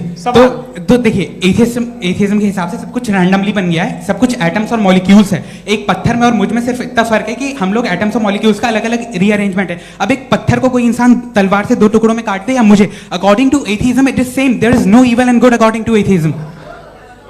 जी अच्छा, फैज साहब का सवाल ये है कि हाँ कोशिश भी करते तो इससे गलत सवाल नहीं कर पाते। एक लाइफ फॉर्म है और लाइफ फॉर्म में फीलिंग्स हैं, मतलब लाइफ फॉर्म सुनता है, देखता है, टेस्ट कर सकता है, फील कर सकता है, तो उसकी जो ये जो क्वालिटी इस बबल में आ गई हैं वो जानवर में भी है, इंसान में भी है। तो जाहिर है कि उसे कोई तकलीफ पहुंचेगी, तो चूंकि उसके पास वो सेंसिटिविटी है तो मैं करेगा। पत्थर में वो सेंसिटिविटी नहीं है। तो ये क्या सवाल हुआ कि अगर पत्थर को काटा तो पत्थर को तकलीफ नहीं होती, तो आपको काटे तो आपको क्यों तकलीफ हो? बैठ जाइए। जी हाँ, अगला सवाल। हाँ पूछे जी जावेद अख्तर साहब। अरे भैया सब आप लोग मुफ्ती साहब को छोड़ रहे हैं, तो मेरे ही पीछे पड़े हैं क्या? फिर चलो बोलो भाई। You asked how God can exist when children die in Gaza. Huh? You asked how God can exist when children die in Gaza, and you also mentioned the rise of atheism in Europe. But the same events also are leading many atheists and non-believers to turn towards faith. How do you interpret this contradiction, where suffering pushes some away from God, yet brings others closer to belief? आपको एक बात बताऊं, दुनिया perfect तो कहीं भी नहीं है, हर जगह कुछ खामियां हैं। बेटा एक मिनट, आप ही को कहेंगे, देखो वो तो कुछ खामियां, कमज़ोरियां, खराबियां सब जगह है। लेकिन अगर देखोगे ईमानदारी से कि दुनिया सबसे ज़्यादा महज़ब कहाँ है, एक आम शहरी को कहाँ हुकूक हासिल हैं, वो बोल सकता है, अपनी मर्ज़ी से काम कर सकता है, अपनी मर्ज़ी से राय दे सकता है, हुकूमत के ख़िलाफ़ बोल सकता है, बरसरे इक़्तिदार लोगों के बारे में बोल सकता है, सरमायादारों के ख़िलाफ़ बोल सकता है। तो आपको ये स्कैंडिनेवियन कंट्रीज़ में मिलेगा, वेस्टर्न यूरोप में मिलेगा। मैं नहीं कह रहा वो परफेक्ट है, बिल्कुल नहीं, वहाँ बहुत ख़राबियाँ भी हैं, परफेक्ट तो कोई। लेकिन जिन जिन मुल्कों में, लैटिन अमेरिका देखो, गल्फ़ देखो, वहाँ पर आपको ये ज़रूर है कि रेप नहीं होते होंगे। रेप की ज़रूरत क्या है भाई? उसको तो ख़रीद लो, घर में रखो, सड़क पर रेप करने की क्या ज़रूरत है? मगर सुनिए, मगर हकीकत ये है कि वहाँ शख्सी आज़ादी राय देने की, बोलने की नहीं है। जी ये एक आखिरी सवाल मुफ्ती साहब से। हाँ मैम, इनको माइक दीजिए। शुक्रिया। मेरा नाम मनीषा है, मैं हरियाणा से आई हूँ। मैं मुफ्ती साहब से एक बात पूछना चाहती हूँ। आप बार बार जावेद साहब को कॉन्ट्राडिक्ट तो कर रहे हैं कि आपने ये कहा, लेकिन आप भी अजम्पशंस के बेसिस पे बात कर रहे हैं। आपने खुदा के होने का कौन सा प्रूफ पेश किया है, खुदा की एग्जिस्टेंस का? अब इस सवाल को अलग रहने दीजिए, कौन एथीस्ट है कौन नहीं है। और दूसरी बात जो आपने एक छोटी सी कही थी कि ये फ्री विल का इस्तेमाल करता है इंसान अपनी, लेकिन इस फ्री विल का इस्तेमाल में मतलब खुदा ने ये दे दी सबको ये इजाजत कि वो कितना घिनौनापन और कितने ज्यादा खराब से खराब तरीके इस्तेमाल कर सकते हैं। जवाब सुनते जी। आप फ्री विल को मानती है ना, या अब कहती है कि फ्री विल नहीं है? है ना, मानती है ना? तो अब आपके पास इसका कोई एक्सप्लेनेशन नहीं है कि अगर एक इंसान उस फ्री विल का इस्तेमाल करके गलत काम कर रहा है और बच के अच्छी जिंदगी गुजार के निकल जा रहा है, उसका कोई रिकम्पेंस नहीं है। हमारे वर्ल्ड व्यू में जो इंसान गलत काम कर रहा है उसको भी रिकम्पेंस यानी उसका बुरा बदला मिलना है, और जो सही काम कर रहा है उसको सही बदला मिलना है। लिहाजा जो फ्री विल है वो इस तरीके से है कि एक लिमिटेड टाइम तक खुदा ने मोहलत दी है। ऐसा ही नहीं कि छूट दे दी, जो करना है करते रहो हमेशा। वक्त आएगा जब एग्जाम का टाइम खत्म होगा तब रिजल्ट आएगा, दौराने एग्जाम जबरदस्ती आपको नहीं बताया जाएगा। अरे भाई एक सेकंड, जी एक सवाल मुफ्ती साहब से मेरा, मुफ्ती साहब से एक सवाल, रुक जाइए, आपसे फोन, आप इसके बाद आपसे यही रहेंगे वो। हाँ, बोलिए। मैं मुफ्ती साहब एक ही सवाल करता हूँ कि अगर जो हो रहा है फ्री विल से हो रहा है और एक दिन बरोज़ क़यामत इंसाफ होगा मैशर में वगैरह वगैरह, तो दुआ क्यों मांगते हैं लोग? दुआ मांगते हैं इसके मतलब है अभी भी उसने ये डिपार्टमेंट रखा है कि मैं रोजमर्रा की जिंदगी में बिल्कुल बिल्कुल ही कैन। तो तुम कैन हो, तुम मुझे नौकरी दिला देते हो, मेरे बेटे को ग्रीन कार्ड दिला देते हो और 45,000 बच्चे मरते हो, उन्हें रोकते नहीं हो? नहीं, तो क्या आप ये कह रहे हैं कि इस दुनिया में जालिमों को कभी पकड़ ही नहीं होती है? अरे जो भी पकड़ होगी वो बच्चे रोते हैं। बिल्कुल, देखिए मैंने अपने ओपनिंग स्टेटमेंट में यही कहा था कि जनाब जावेद साहब सिर्फ इमोशनल आर्गुमेंट देंगे। This is an emotional argument. ये छोटे मोटे इसके पीछे का रीजन मैंने बताया क्या है। देखिए मैं बार-बार यहाँ पर मंच से आप लोगों को सज्जनों इसलिए कह रहा हूं ताकि थोड़ा सा आपके कॉन्शियंस पे जोर रहे कि आपको ऑर्डर बचा के रखना है। वक्त तय हुआ था, ये वक्त पूरा हुआ, आपने इतने धैर्यपूर्वक सुना, मैं आप सबका बहुत बहुत शुक्रगुजार हूं। यदि इन दोनों विद्वानों की इच्छा होगी तो कभी हम इस बातचीत का राउंड 2, राउंड 3, यही तो देखिए खूबी है इंसान की कि बहस मुबाहसे में वो पड़ा रहता है। आप लोगों ने बड़े धैर्य का परिचय दिया, बहुत बहुत शुक्रिया। इसी के साथ ये बातचीत यहाँ पे समाप्त होती है।